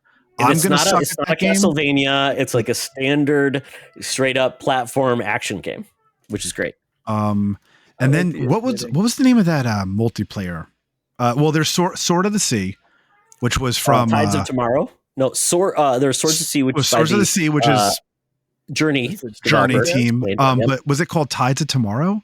Tides of Tomorrow by the Road 96 team. It's about that looks very interesting. I don't even know how to explain it. Really freaking cool.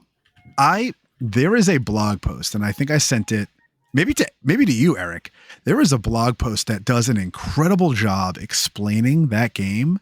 And after I read it, I'm like, I think I really want to play this game. Like, I just want to see how they freaking got it to work. But essentially, like, you're following somebody else that already played the game. And like you're tied to whatever choices that this other player made in the game. So if they did so they might block you off from something if they made like a choice that maybe like the town or somebody didn't like, then those actions and repercussions affect how you're treated. And there's like a whole I don't know how this game is going to continue down the road. I don't know how this game lasts several years. But I'm super interested. It seemed really cool, and like the art style and stuff was awesome. Like it was super colorful, and like there's like some kind of disease. It's like like some kind of disease with plastic, and like plastic has invaded Microplastics. I love it. Yeah, I love and like you wake and you now have contracted this disease, and everyone that contracts it like wakes up in the sea with like no, like, you know, with no memory. Everyone's got freaking like, you know, no memory of anything and how they got there. And you're following the footsteps and actions of other gamers before you. There, I just said Very gamers for Jeff Keighley. I just said gamers. Players, whatever you are. Whatever you are. But yeah, I thought that was kind of cool. That game looked cool. Very cool. So I'm going to ask round robin. We'll finish up this segment very quickly. Everybody, give me your content scores for this. 1 out of 10. So the games presented. I'll go first. I would say like a 7. I'll give it. I'll go up to an 8. There wasn't any bad games that were shown. All right. Is there a sax? Am I going crazy? Is there a saxophone playing somewhere in the background? Oh, my son's playing trumpet. Sorry, he's upstairs. I'm trying to mock it. Oh my God. I'm like, no one's reacting to this. I swear there's a saxophone or a trumpet somewhere. I wish I had. You didn't know that Todd has theme music wherever he goes? It's our theme song. It's following you around. Yes, my son is playing trumpet upstairs. I'm back from Taekwondo. I apologize. You won't hear this, folks. That's if you're listening to this show, it's not going to show up, but you guys all may hear it. So you have a background soundtrack by Logan Oxtra. I love it. Gotcha. Okay, Matt, what's your score for content? Are you doing 0.5s or just straight numbers? Anything. Yep. Nope. I'm going to go for content. I'm going to go 8.5. There was a lot more here that I want to play than I don't want to play, and that's usually not always the case. Okay, Mark. I'm gonna kind of go status quo. I was super impressed as someone that doesn't even own a PlayStation 5. I was super impressed with the stuff they showed off. I'm gonna give this one an 8. Excellent.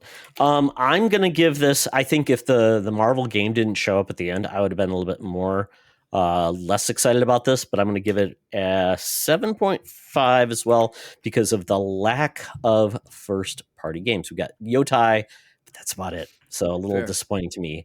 So we'll go to wow factor. So this is mic drops. Just like, wow, I couldn't believe that. Let's go with that. Eric, back to you. Like a 3. There was nothing. Okay.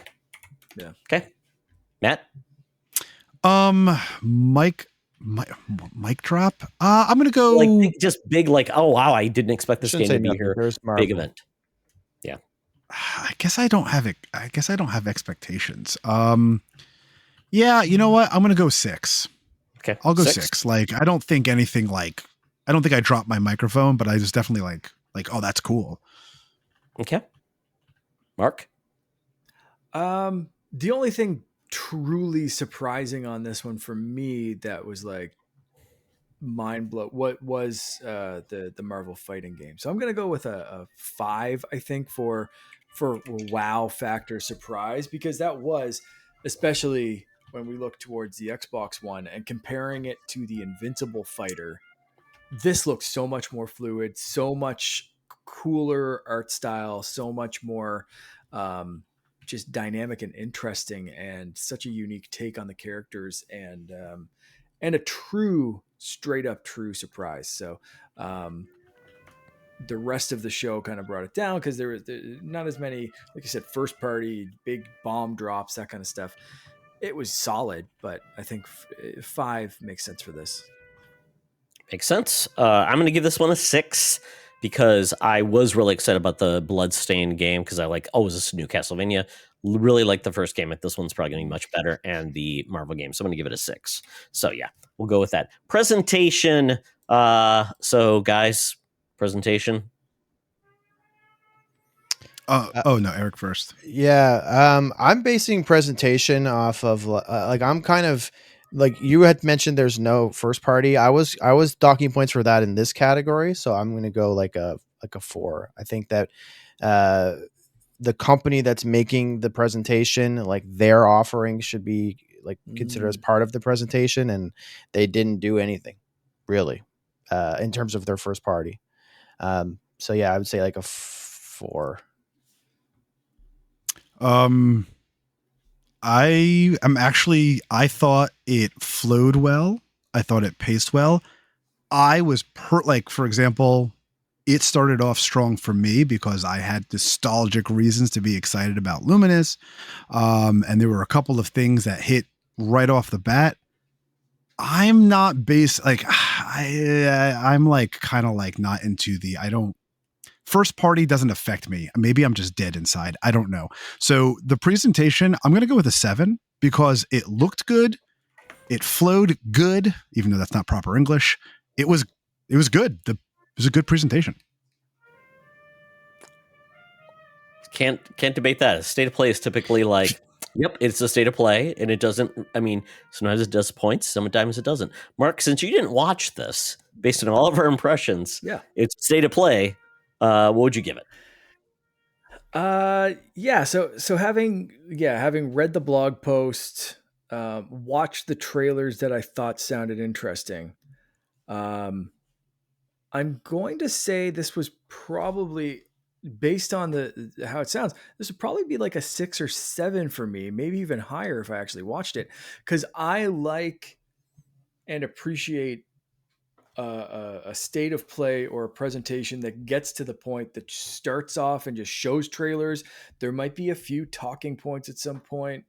I don't mind when, some executive comes out and says, here's our new fight stick, or here's this trailer, or here's a documentary that you're going to be able to watch about this collection of games. And also we're doing the collection of games. Like, it sounds like the pacing was right and it had a few, decent showcases. So I'm going to say nothing, again, without any big bombs, probably sounds like a 6 or 7 fair kind of, good presentation. I won't belabor anything else. I'll say it's a 7. It was what I expected, and there weren't anything to derail it. It didn't outstay its welcome. It delivered. I'm going to give it a 7. It's a hardworking 7. We'll go it that way. So I will score these up, but we're going to get to the next showcase, and that is the Summer Game Fest. Who would like to take us through this? And the link is there. I'll do the Matt's I'll got do it. the Summer Okay, Game Matt. Fest. And Matt, we're going to go through the order, so I got this right. Eric, Matt, Mark, and Todd for feedback on the back end. So I can just keep track. So there you go. Take it away. Okay, so I don't know if this is it. Actually, I think this is in the correct order. But the show started off with Mortal Shell 2, and this game looked pretty freaking rad. And then when I saw it was Mortal Shell 2, I was like, oh, did you guys play the first Mortal Shell? Yeah. It was good. It seems like they really leveled up though. I feel like they really poured in a lot of the feedback and stuff. I always play a good Souls-like. I don't get through them, but I play them. This looked sinister and really, really awesome. It's super gross, and I could tell by the dripping things coming off the dudes with big swords. Yes, it's definitely a cool concept. I love how some of these Souls-like games, they take those elements, but they really pour their own unique idea into it. And I think Mortal Shell was a pretty cool idea. And then of course, we did not get far into the show before Jeff's best friend, Hideo Kojima, shows up on stage, and we see, and of course the marketing push is there. Death Stranding 2 is coming out. The scene, my kids walked in and they asked me what movie I was watching. This scene looked really cool. But I don't know. I'm so lost. But that anyway, made no sense in the context of what we've seen before. What was the point? I don't know. Kojima. Does Hideo Kojima? What do you expect? Someone's going to a therapy appointment. It looked like, and there's my doctor, and doctor, can I get a prescription? That was what I saw, and I'm like, okay, great. Maybe it's my fault. I did not finish. The first game. I wanted to. I don't remember why. I didn't play any of it. No, I'm probably going to watch a walkthrough. Yeah, I think I want to play the second one, so I'll probably watch a good Let's Play. Chronicles Medieval. Don't know anything Did about this game. I look at it, I couldn't tell anything about it. Anything for you? I mean, no. Yeah. I mean, it looked cool. Like I like the medieval time period. But yeah, Kingdom Come Deliverance, I think, is the game to beat there. Sonic Racing. I love the little jab at Mario Kart with this with this announcement. Did they not launch this game last year when they didn't have a new Mario Kart coming out? I mean, this was fun. It was a fun thing. You got Joker coming in. I think you got Minecraft, right, Steve? Minecraft. That's got to be some kind of Ichiban, exactly. There's some good characters in there. So if you get Steve from Minecraft, is that dealing straight with Mojang or is that a Microsoft deal? Microsoft. It's probably Microsoft because they own the property. Mojang so I mean, the content for them. I think Sega did a good one here. Well, quite honestly, Mario Kart is only for the people that have a Switch 2. This is for everybody who has an Xbox, a Switch, or Xbox PC, and a Xbox. It's got everything else, and it'll probably also be on Switch 2. So yeah, everybody can actually play Mario Kart. Next up, Code Vein 2. I did not play Code Vein, so I can't say much about it, but I do know it's a Souls-like. I do know, I feel like the first one, I don't know, don't quote me, but I feel like the first one was well enough received. Anything, any of you guys have any Code Vein? I played the first one. I think the first one, like, I don't think anything malicious was done to accomplish this, but it kind of like came out when Souls and From was like peaking. Like not peaking, but like it just kind of broke into mainstream. And because it was a Souls like from FromSoft, like it kind of got grouped in, but it doesn't really belong there, like from a quality level. So I think some people were a little bit disappointed in it, but it did have some good qualities. It's very anime. It's definitely has a more focused storyline than you're used to with Souls games, but I would say in this trailer though, for the sequel, like Mortal Shell 2, they seem to have leveled up. So I'm curious to see where it lands. Very cool. Mouse PI for Hire. I just lost my place. That looks dope. I love it. You got Troy Baker coming in as the lead character. Very fun. That's coming everywhere. I'm assuming that'll be on Switch as well. But yeah, that looks dope. I like it. Well, before that was End of Abyss. Did we skip that because it didn't leave any kind of but yeah, Mouse PI for Hire. We've seen that for a while. That looks like just a ton of fun. Troy Baker, I think we all say the same thing. We always forget how freaking talented Troy Baker is. Everyone wants to hate on it. It's like, God damn it, Troy Baker again. But it's like, yep. Damn you, Troy Baker. You're so great at what you do. Troy Baker for a reason. Yeah. Game of Thrones, War of Westeros. Do we have any Game of Thrones fans here? Yeah. I am, but I don't care about strategy games. So for me, it's like... See, I'm such a big fan of Game of Thrones, and the only fantastic, I don't even know if it's fantastic, but the only great Game of Thrones video game I played was the Telltale game. I thought that was pretty... It was. I thought that was a pretty good game. There's a Game of Thrones game that's out. That's a free-to-play game. That was this. I thought that was this. No, the free-to-play game is actually pretty good. Oh, I read reviews, and the reviews are. I heard it was awful. Pretty trash. Play the demo. I enjoyed the demo. I can only talk to the demo. I played the demo. I like the demo, but yeah, maybe it's not a great game. Yeah. Okay, it looked cool. And then next we got like the Atomic Heart universe. I didn't know Atomic Heart needed a universe, but it's got one. I did not play Atomic Heart because of just like the horrible script and the writing, and just I couldn't. I know that the big workaround in Atomic Heart that was so gross. It was bad. Oh my god! I never even turned it on. Like I was told to play it in Russian. Is all I will say. A sexy vending machine. I turned it off after that. I'm like, no. This trailer, you were in a strip club for half the trailer. So there's Atomic Heart 2, and then there was The Cube, which seems to be like a multiplayer game in the Atomic Heart universe. I didn't know there was one, but there is one.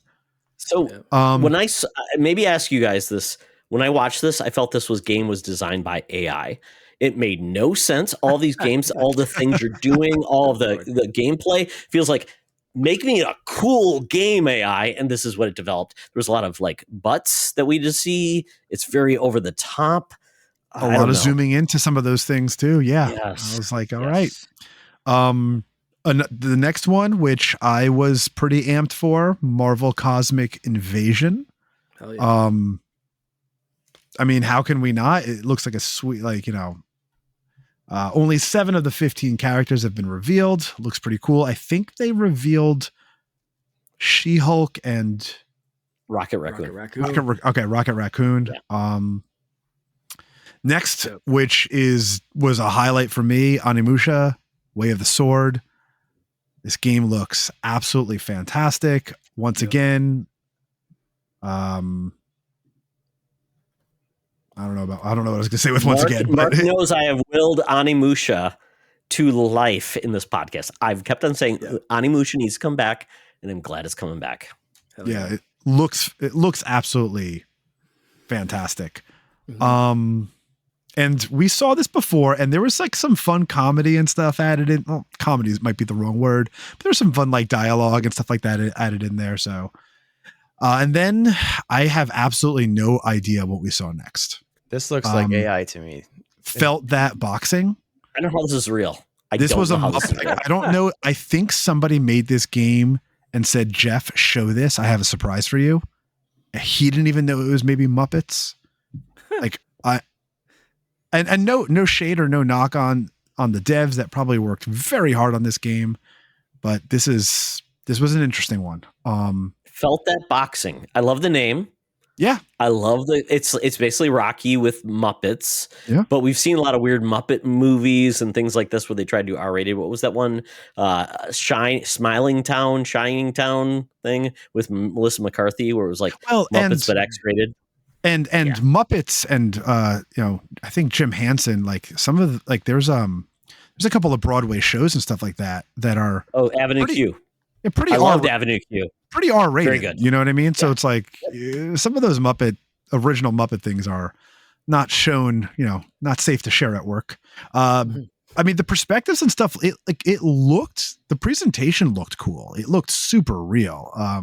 But if it looks like that.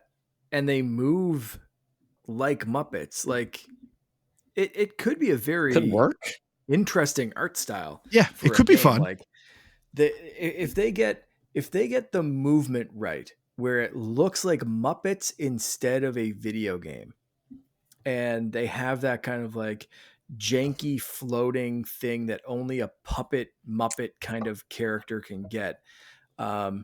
This could be like the Clay fighter for a whole new generation, where it's like, how did they get Clay inside my Nintendo? I was just this could be it. I was just gonna say, and now with games like the Midnight Walk and stuff like that, you're seeing some pretty impressive stuff. So yeah, even South of Midnight, some of the opening trailers look really great. They can really great. So, but I do worry about this. This could be something that doesn't materialize. But who knows, gentlemen. We are at 1 hour and 43 minutes of this podcast, so we should probably accelerate. All right, Killer Inn, the big moments. So, Killer Inn looked cool. Arc Raiders, we've seen. Dune Awakening looks really awesome.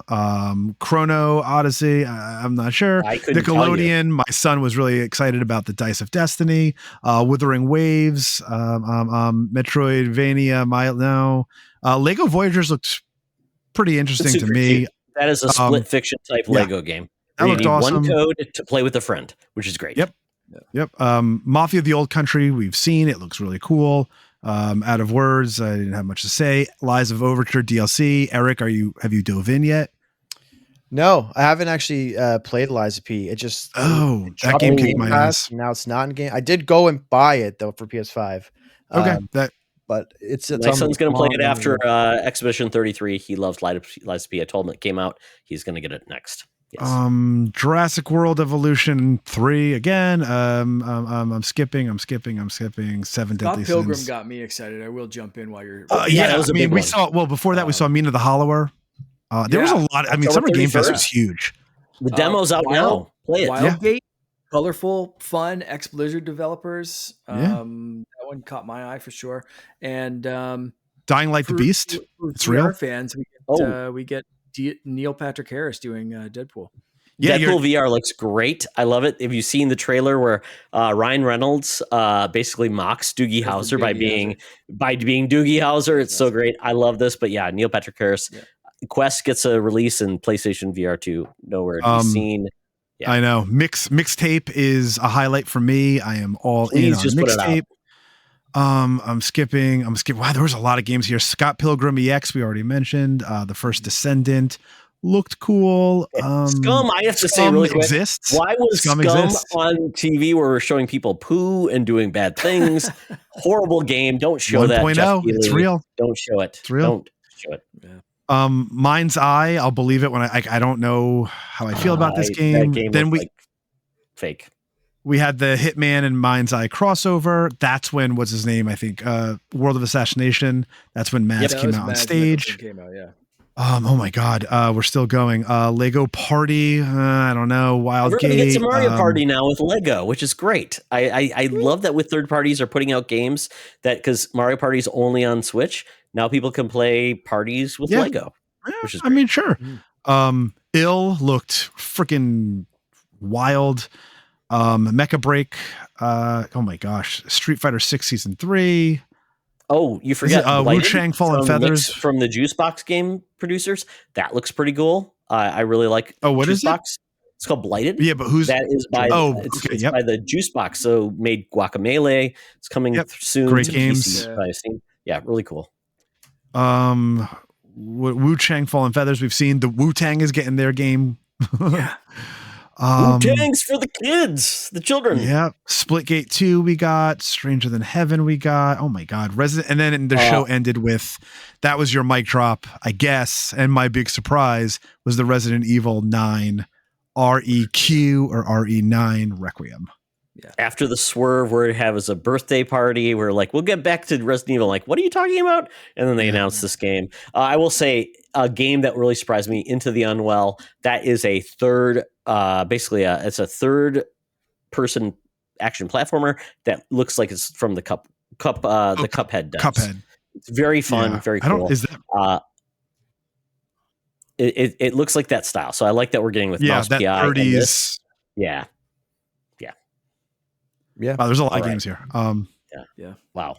Sorry, Eric. Sorry, Matt. I had to rush you because I'm like, there's so many games. That's going to be a theme of the show. So really quickly, SGF content. I'll just take your scores really quick. Eric. Content, I would say 7. Okay. Matt. I'm going with a 7 as well. Mark. I'm going to go with a 7.5 just to be a little bit different. All right. Just because there's such a breadth of content.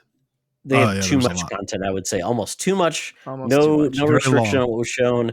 No, I think anybody that wanted to pay Jeff got a trailer. So, yeah, I would say it's a 7.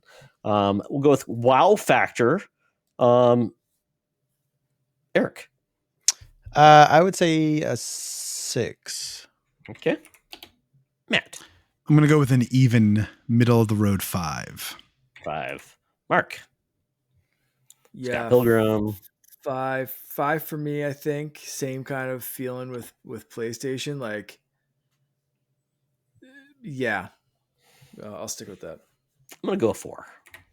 Presentation. There you go.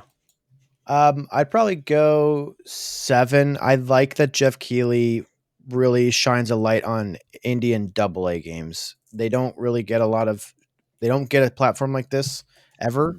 So it's nice that they do that. I know some people just want to see the AAA stuff or the super, super interesting stuff. And there's kind of like a wide shot here, but I like it.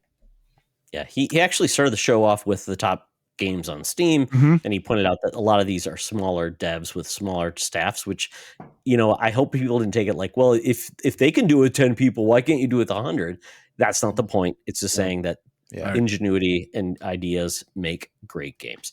All right, Matt. Eric took the words right out of my mouth. All the spotlights he does, 7. Okay, Mark. Having not watched it, but looking at the breadth of content and knowing that I generally tune out to too much Keeley style presentations. I love what he does, but I feel like it's a 6 for me personally. If I were to watch it, taking in what you guys have said so far, maybe a little too long. Maybe could use some focus, or broken up into 2. Like, here's like, it sounds like there's a lot of like MA stuff that they could have had like a Keeley After Dark presentation, and then like, here's some like fun indies, here's some cool stuff that's like everyone. That's where you get Sonic Racing and like Scott Pilgrim and this and that. And then you get like the poop horror stuff that's like in a separate presentation. Like, don't worry, like, break it up, dude. Not kid friendly. That's the problem. Yeah. You can't bring your kids to that. Okay, great. For me, presentation, I'll be honest. If Lucy James wasn't there to do some of the work, I'd give this a 3.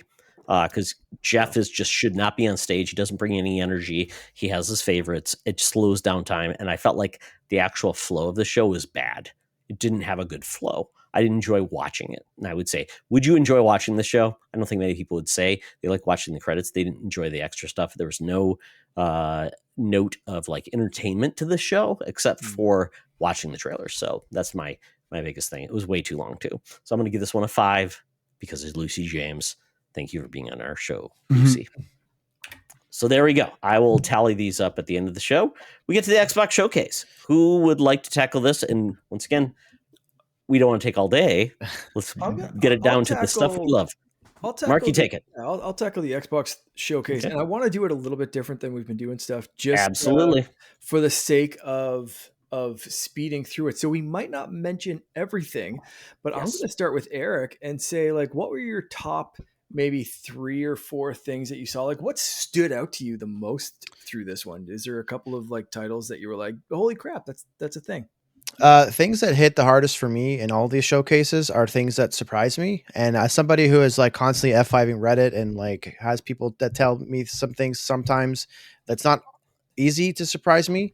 But I will say I had no idea High on Life 2 was even in development.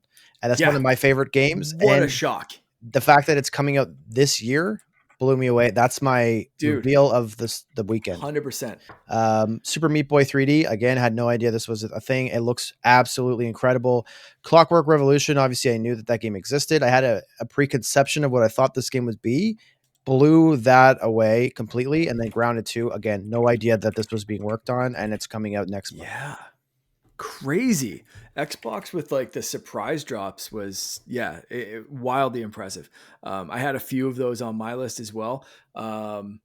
Matt, what about you? Anything like what stood out to you on this one? So like as in my top 3 favorites, is that what you're saying? Top 3 favorites or like things that just kind of like. What stood out to me in terms of like what interests me, like, you know, we obviously, no one was surprised that The Outer Worlds 2 was there. That was what they're ending their show with. But I was super excited to see The Outer Worlds 2. I don't know if I liked that it started the show off. But I did like seeing it. God, guys, I am like, you're going to hate me, but High on Life 2, sorry, I'm not a fan of High on Life. I didn't love High on Life 1. I love the Plague Tale series. I was very excited. This game shocked me, but at the same time, I was like, what the hell is it? Like, I didn't know what it was. It didn't really fit the theme of what the Plague Tale games have been, but that game was like a surprise for me. I had no idea I personally didn't know. Blood of the Dawnwalker, which we have seen before. I was a little disappointed with this. I was totally surprised by that game. Oh, it's from some devs who worked on The Witcher 3. Oh, okay. This is a game that has been revealed. We have seen if you haven't seen it yet, Todd, go check out the first reveal of the game. I think that did a better job than this trailer, but I am a Witcher fan of all 3 games. So this game has me very excited. I suck at Super Meat Boy, guys. I hate the name of this game. I wish that it wasn't Dawn of the Bloodwalker. The Blood of the Dawn Dawnwalker. of Bloodwalker. I hate the title of the game. So he is a Dawnwalker. You'll when you watch it, you'll learn what a Dawnwalker is. Is that Dawn's name? Dawn Walker?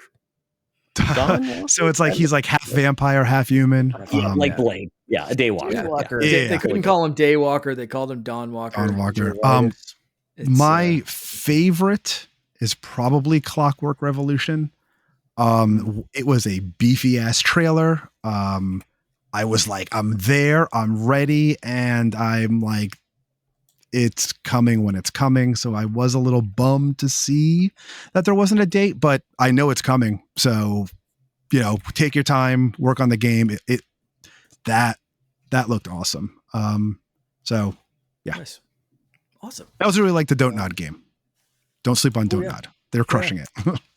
They're doing a space game, which is interesting too, but they're adding a little bit of supernatural. Looks potentially cool. Alien. Yeah. Todd. Oh boy. Anything? I wrote some notes. Yeah. So Clockwork Revolution.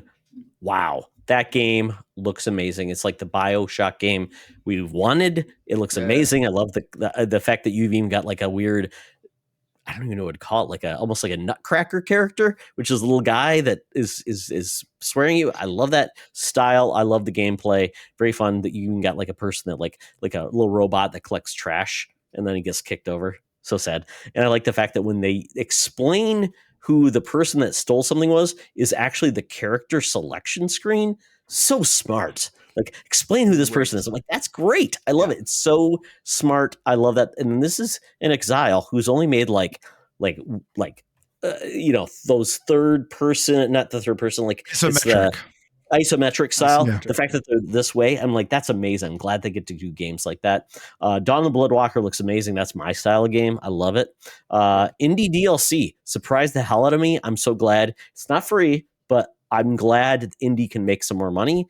I think that's awesome. We're getting with that, and why not? It's really great. Yeah. But I don't want a sequel to Indie. I want another Castle Wolfenstein game. I want a Wolfenstein game. Let these guys make the DLC and move on. No Ghost the Grand was my biggest surprise. I love this game. It's a musical hotel renovation, but it's also got a deep mystery. I didn't know I wanted this game until I saw it. I'm like, I love musical guys. I just bought tickets to different musicals. I love them so much. I'm all in. Keep being weird games. I love this. Okay. Keeper. Oh, go ahead. No, I was just gonna say I'm right there with you for that. I loved it. I didn't know because it looks like more like one of those renovation games where you're like destroying everything to fix it, but then it's like, oh, there's a mystery and why you're here. And it looks like part satisfying, like the Power Wash Simulator, but then like murder mystery kind of thing with like. But you're sucking up books and then using books to make like. It's so weird. And it wrapped around a musical, just looks as kooky as can be, and I'm here for it. That's what's great about video games that's what's great because you lost me at musical. Matt, out. You're fired. You're perma-banned. No musical hate. Everything is better with song, as Homer said. Musicals are the lowest form of communication, but I love them. And then Keeper. This is the new Double Fine game where you're like a watch, like you're a lighthouse when you got a little bird and you're walking around. Like, who thought Double Fine would do this? Yes. Yeah. Keeper. I love this. Like a lighthouse keeper. Love it. I'm glad we're getting this. This is coming out like October. So once again, we're getting another game. Yeah. So amazing. I think that was Xbox exclusive. I don't think that's. I think it's going to be. I think a lot of these games will come out later, but it's like get it on Xbox first and then we'll release it later. Go from there. I do want to put a caveat. This is the frustrating part I got on, and I got pissed on by the nerd chat. Does Play Anywhere really matter that much? Unless you own both a Xbox console and a PC. If you don't, what does that mean? I think a lot of people don't even understand what it means.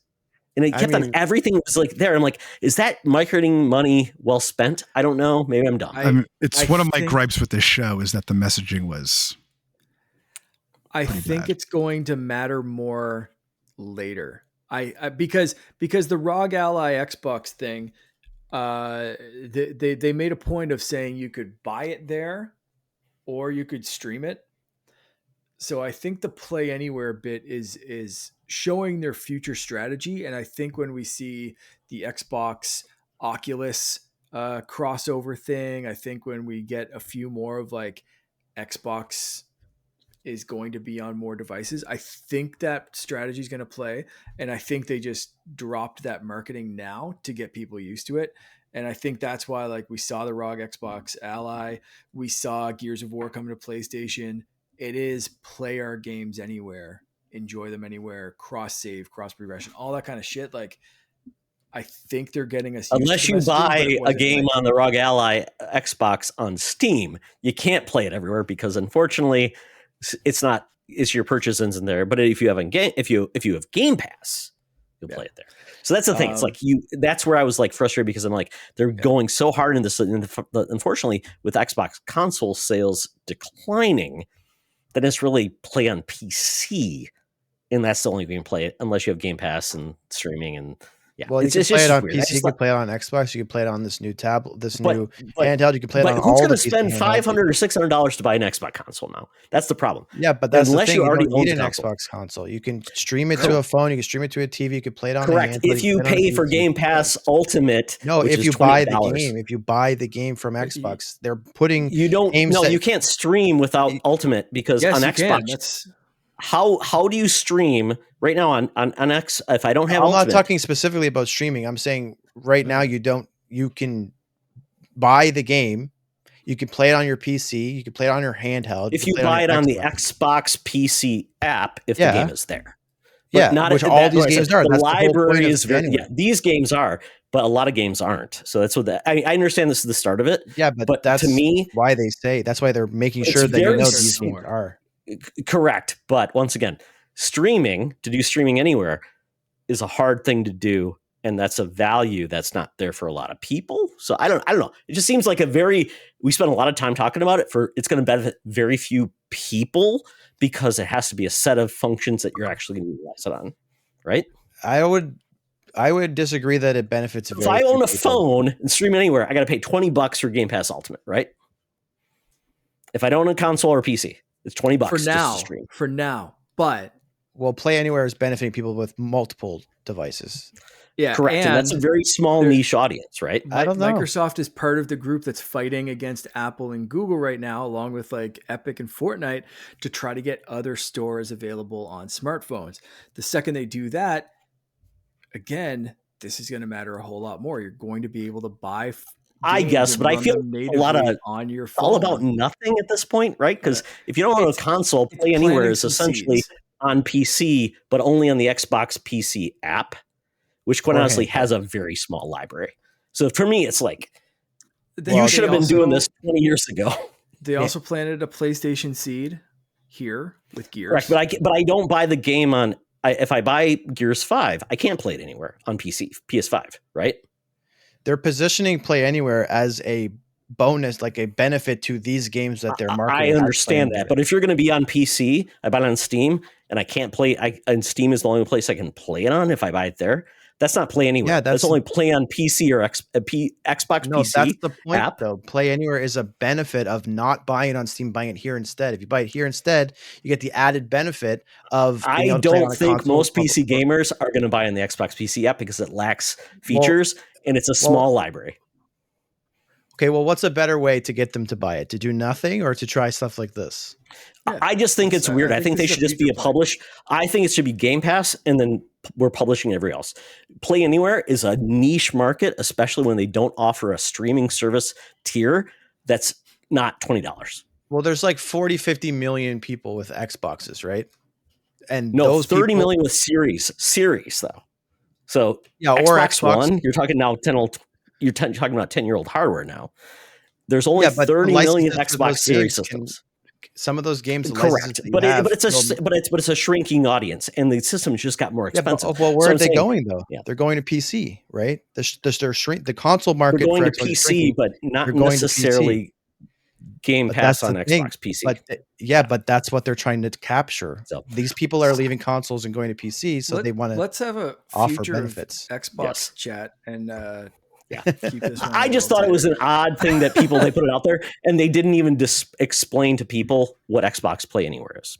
They haven't. Well, They've done a Play bad Anywhere job. They said started in everything's an Xbox, and then they brought up. But I think that's been Microsoft's problem for a long time. Their messaging has been all over the place. I mean, the messaging I got from the show was there's a lot of great games, but yes, but Sarah Bond, I had to rewind what the hell she was talking about like 30 times, and her messaging was still unclear. Like, am I getting Silks? Like, are we playing this freaking game now? We playing it? That messaging was Silksong bad. And Silksong said, by the way, our game isn't launching when this does. It's launching anytime else. It'll be eventually playable. Yeah. Matt and Booty, Phil mentioned that. Phil, they need like some grammar lessons, but there was some weird messaging. I think they need to step it back a little bit.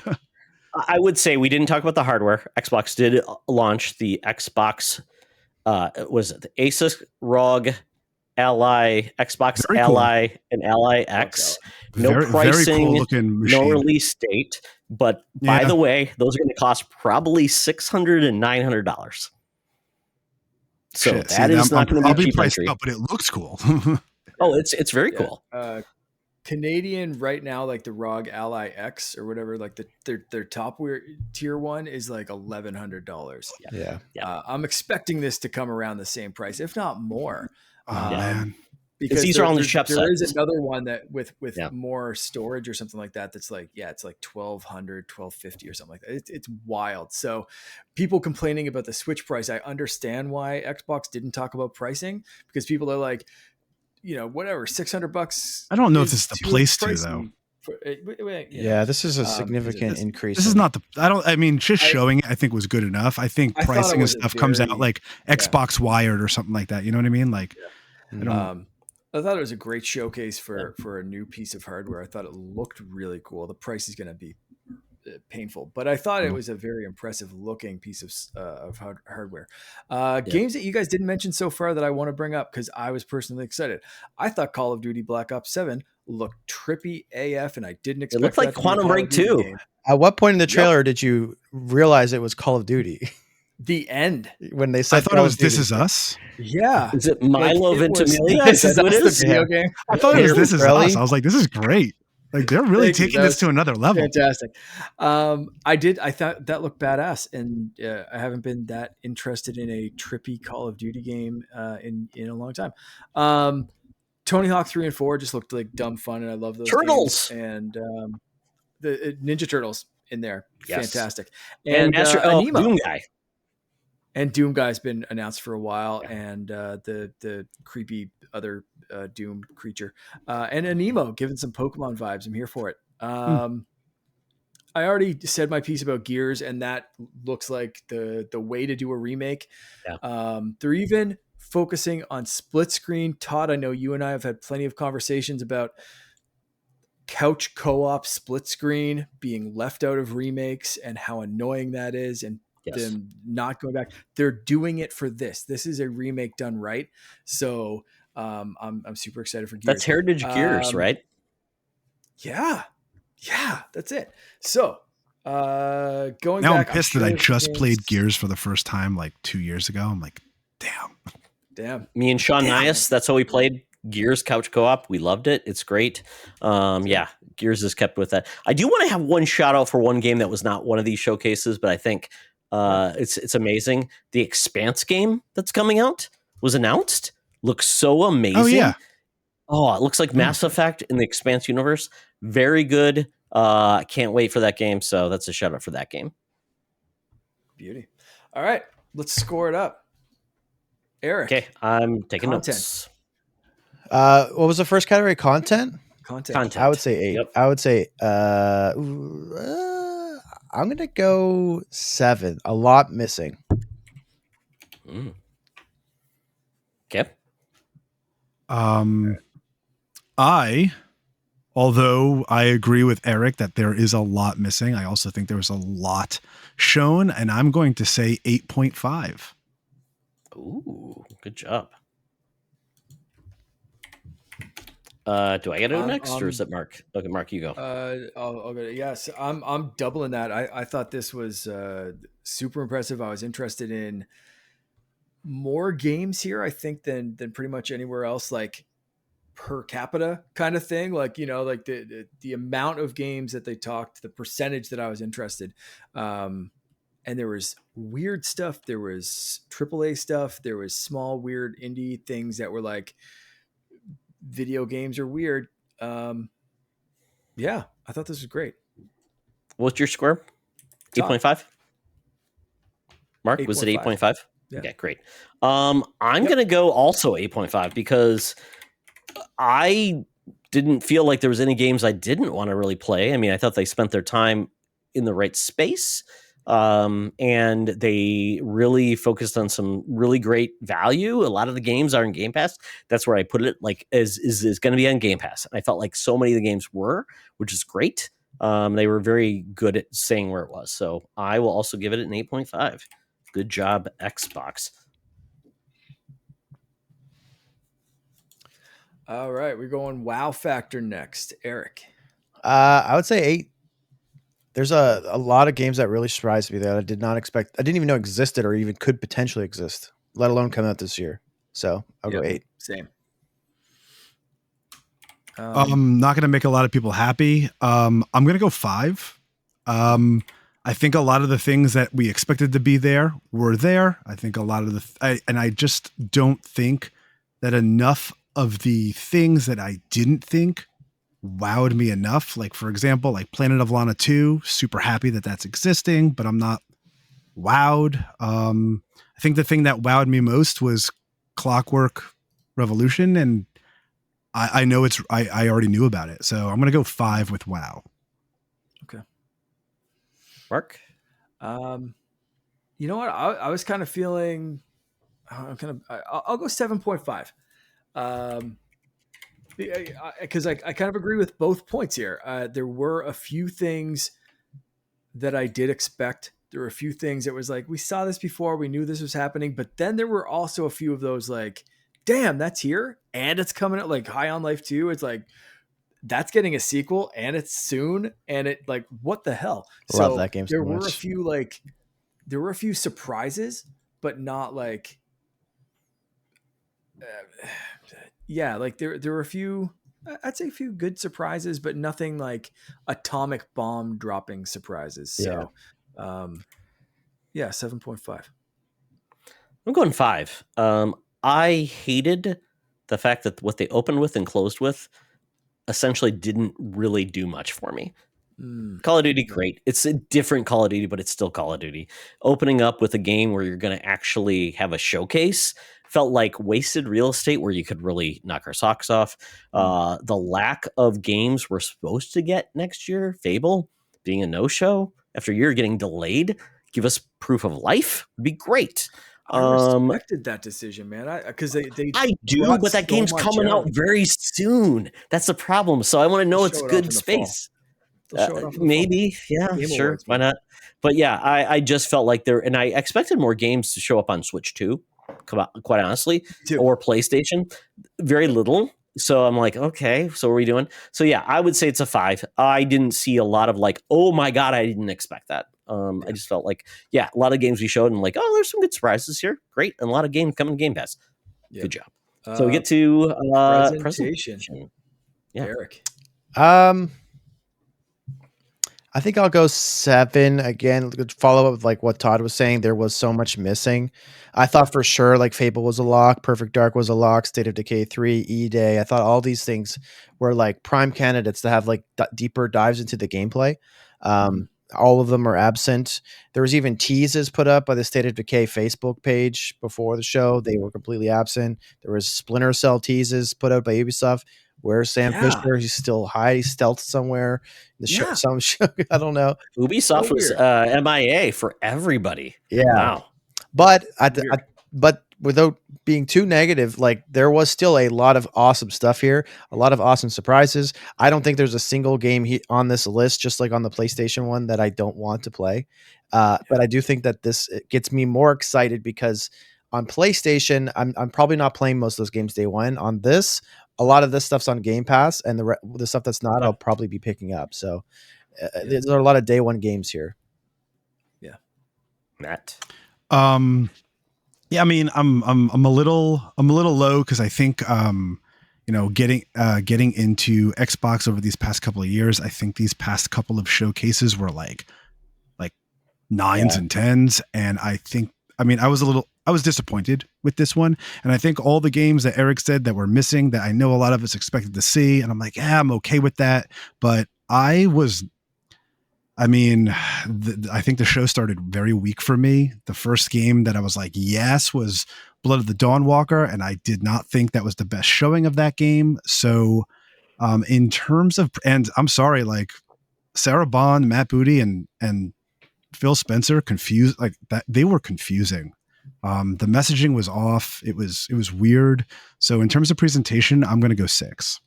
I mean, it was better than middle of the road because there was just a lot of awesome stuff shown. And I also think the Clockwork Revolution thing you have to clock that. I think that was so long. And good. I was, Yeah, it started, I was like, hey, all right, I've seen it now. Show me what the game does. And then like at the end, we finally got the time powers and I'm like, oh, now it's picking up again. This game is like a highlight and nothing. And so it's just not their best. Like they've been so on fire, and I don't think this one was great. Mark. I'm gonna give a 7.5. I think this was a little better than Sony's, specifically because I just thought there were more hits than misses, and I am going to counter something that Matt said by giving a bit of a shout out to Phil Spencer at the end of this, saying that next year is the 25th anniversary of Xbox. Players are celebrating 25 years. We're going to learn about the new Fable. We're going to get the next Forza, Gears of War, E-Day. And he said return of a classic that's been with us since the start. I'm assuming that's going to be something Halo related. That was the problem. It was too confusing, Mark. The wording was so confusing because then we saw Call of Duty and we're like, Call of Duty has been with this for 25 years. It confused people. No, he talked about. It confused me and Matt. We took it away. So I would say the consensus on the internet was, I thought that did make sense. See, I wasn't confused with that at all. Damn, he's smarter than us. We're saving. Absolutely. We're saving all of this stuff. You'll see this stuff later. There's one more trailer. Why didn't they show it then? That should have been like, then here's the game. Don't go to Call of Duty. Show that game that's coming out in 2026. That is a classic. Later. That's Game Awards. That's this fall. Maybe. And I'm not judging this. And that might be. You might be right. That might be Game Awards for sure. It's just absolutely. I'm expecting another. I think ending the show. It's coming in 2026, and we're now 15 months away. You better show that game soon, then.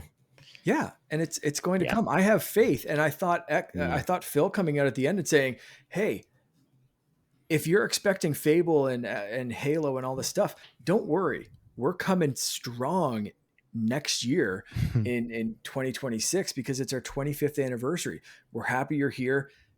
Watch this last trailer. It's Call of Duty. We've got some kick-ass stuff coming up." And I thought it was a great way to end it.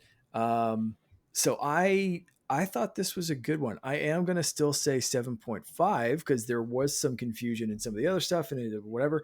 But I thought this was a stronger presentation than Sony. So I'll have to go at least 0.5 points higher than I gave them. Yeah, I do think that they were holding back for next year, but I think that I think that they knew that this was a soft year for everybody. Because even with that being said, I still think this was far and away the best showcase, and every single showcase that we've ranked so far, we've all had the same criticism as there was not that big megaton. None Yes. of them had that. And I think that GTA effect, I think. yeah, was that's a probably very- plays a huge role into it. And This Phil is a would very know. Phil would know. Nintendo style thing where Nintendo will show you what's happening in the next 3 to 6 months. And if you're expecting something that's coming next year, like you might get a mention, but like Nintendo doesn't care if you're excited for a game that's coming out in 15 months. Like wait 15 Metroid. months. They're going to show it 6 months before it. Enjoy this shit in the fall. Like we got some surprises like Grounded and stuff like coming this fall. This was the most Nintendo-esque thing that Microsoft could have done. Yep. That was a lot of pressure on them though next year though, because if they don't deliver after this, then And they're going to have a handheld PC. They're going to be everywhere. So they have no, like, we got new hardware. We're everywhere. Yeah, it's going to be challenging. Then I'm giving this a 5. Then imagine something like Blade. Like we didn't mention Blade. Yeah, where's Blade? We're never going to see Blade. Are we going to see Blade? I am worried about that game. I'm giving this a 5 because I understand Sarah, Phil. They added nothing to the show. They didn't add anything because it once again added confusion. Or does Phil telling us what's coming matter? No, we want to see the games. And Xbox has struggled with the showing, not the telling. They've talked a lot, but games keep getting delayed, and that's their problem. They got to deliver. So they got some good stuff coming, but for this showcase, it was, I would say, bland is the best way to put it. It was just trailers with no personality to a large part. And then Phil and Sarah showing up added nothing to it. And it felt like it was just a placeholder to say, we're here, we're still your friends, and moving on. So to me, it was a 5. I'm just not into the Friends of Xbox experience because, quite honestly, they are not our friends. They are executives that want to sell us games. So I don't find value in their personalities, just like I don't want to see Sony or other executives there. So that's why got there. So at this point, and before we wrap up, I'm just going to total the score for everyone to see how each show performed. So we've got the state of play. Eric gave it 15 points. Matt, 21.5. Mark, 20. Todd, 21, with a total of 77.5. With Summer Games Fest, Eric gave that a 20. Matt gave that a 19. Mark gave that an 18.5. I gave that a 16 for a total score of 73.5. And for Xbox, Eric gave that a 22. Matt gave that a 19.5. Mark gave that a 23.5. And Todd gave that me 20.5 for 85.5 points. So as you can see, we had Xbox followed by State of Play, followed by Summer Games Fest. So there's your score. Congratulations to all the shows, and hopefully you guys enjoyed the games. Ranking. I'm actually, I not to sound fanboyish, but I thought the PlayStation 1 was my favorite one, then Xbox. Well, it was short. Then it was to the point. Didn't take 3 hours. It was nobody was on there except the human saying this is coming to PlayStation. But that is the state of play. I think a lot of PlayStation fans are disappointed because they want to know what's happening with Wolverine and things like that. So I think PlayStation just is in a bad spot, and this was the best we could hope. Damn you, Jim Ryan! But you really can't shit on Xbox for like saving some stuff for next year, while Sony had nothing. You know what I mean? Like, Astrobot last August. Like at least Xbox is like, hey, here's some shit you can play this fall, and Sony was like, here's some third party stuff because we totally. Well, but that's what Xbox did. Xbox showed us third party stuff because Xbox is third party. Yep, absolutely. You know what I mean? And it'll be on your other devices. But it's awesome. I love that. Xbox is everywhere. Everything's an Xbox. I love that Xbox opened up to the world and said, "You're all gonna play our damn games, and this is awesome." But that's and my take is this is essentially a Ubisoft or EA play. EA. Yeah, what does next year look like when you have Summer Game Fest versus? I think it's like Summer Game Fest versus Xbox. You're going to still have Nintendo doing their own thing. You're going to still have PlayStation doing it, and then you might have your Ubisofts and stuff like that that are third party that do their own thing. But Xbox is going to start picking up games, and it's like, what is Jeff's competition is going to be with Microsoft? I think picking up some of these. I think it already some is. of these games. Yeah. So with that, Mark, I just want to hit on our predictions from last episode really quick. These were our predictions. What we don't want to see, the bitter predictions. Chance said hate. I don't think we saw any hate. Mark, you said less execs and Jeff. I said montages and less Jeff. We still saw a lot of Jeff and montages. Yeah, we saw more execs because Phil and Sarah were there. So and we don't forget kind Matt of Booty. all got it right. Yeah, we got right. And Matt Booty. What we expect to see mild. I said remasters, remakes, new Elite Series controller. I failed. Didn't see a lot of remakes or remasters. Mark, you said Silk Song and 007. You win. Chance said tons of Outer World 2 excitement and Xbox handheld. So he did well as well. Yeah. And then the spicy predictions. Since Chance said Injustice 3, WB, a no-show except for the Mortal Kombat games. Mark, you said Perfect Dark Xbox drops for Switch 2, kind of non-existent. No, I said RE returns with RE9 in a Banjo new E. So I got points for Resident Evil, but no Banjo. I'm still so surprised that Xbox did not drop a single like, hey, Switch 2 is the new hottest. Did you pick one up this weekend? And nothing on SGF. Game for it. Dev kits, though, guys. Something happened. Yeah. Maybe. Those dev kits didn't get out. Yeah, maybe. I don't think it's Xbox's fault. I just don't think they were ready to. I don't think they were ready to do anything. No, absolutely. So that is our show. My goodness, this is one of the longest. Everybody's awake. Eric and Mark are now at the 12:37 mark. You guys are tired. I can tell. Yeah. Yep. Yeah. And Matt's got kids to teach in New York. So let's wrap this boy up. So folks, thank you so much for joining us. Eric, where can people find you across the interwebs? You can find me at Game Positive YT on YouTube, Game Positive YT on Twitter, or Eric Bizanson at Blue Sky. I should have a podcast episode soon with my more in-depth kind of recap of the showcases. Very cool. Season Gaming. Good job. Yeah, Ames was at he's there. The Xbox Showcase. Saw the pictures with all the cool people that are at SGF. Luke Lore, Captain Logan, Mr. Badbit, all those guys. Ames, good job, guys. Cool. Appreciate it. Matt, where can you be found online? I know you just started a Discord. Thank you for inviting me. I'm trying. It's slow. It's like a soft launch, so to speak. But yeah, MKen10, YouTube, Twitch, Blue Sky. I'm still one of the good guys on Twitter. Yeah. Excellent. Mark. Yeah.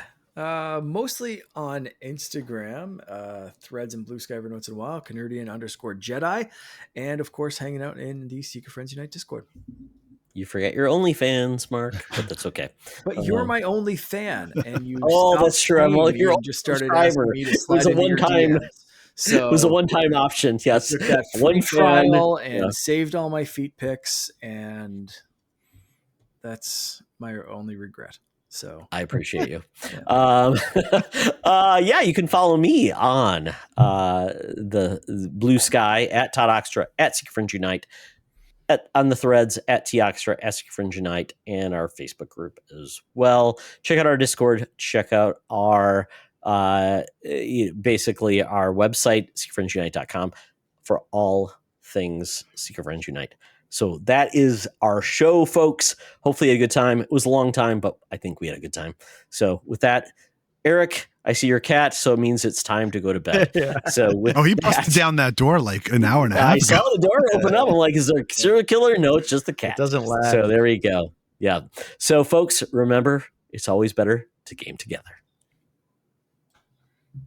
This podcast is part of the Secret Friends Unite podcasting network, available on Apple Podcasts, Spotify, and podcast services around the galaxy, as well as video on our YouTube channel. You can support Secret Friends Unite by becoming a Patreon member, get bonus programs and more over at patreon.com/secretfriendsunite. Join our Discord community for even more discussions on all things geek. For all the latest updates on Secret Friends Unite, make sure to follow us on Threads at secret.friends.unite and visit secretfriendsunite.com. Find our merchandise at TeePublic and Redbubble. Thanks for listening, and may the Force live long and prosper.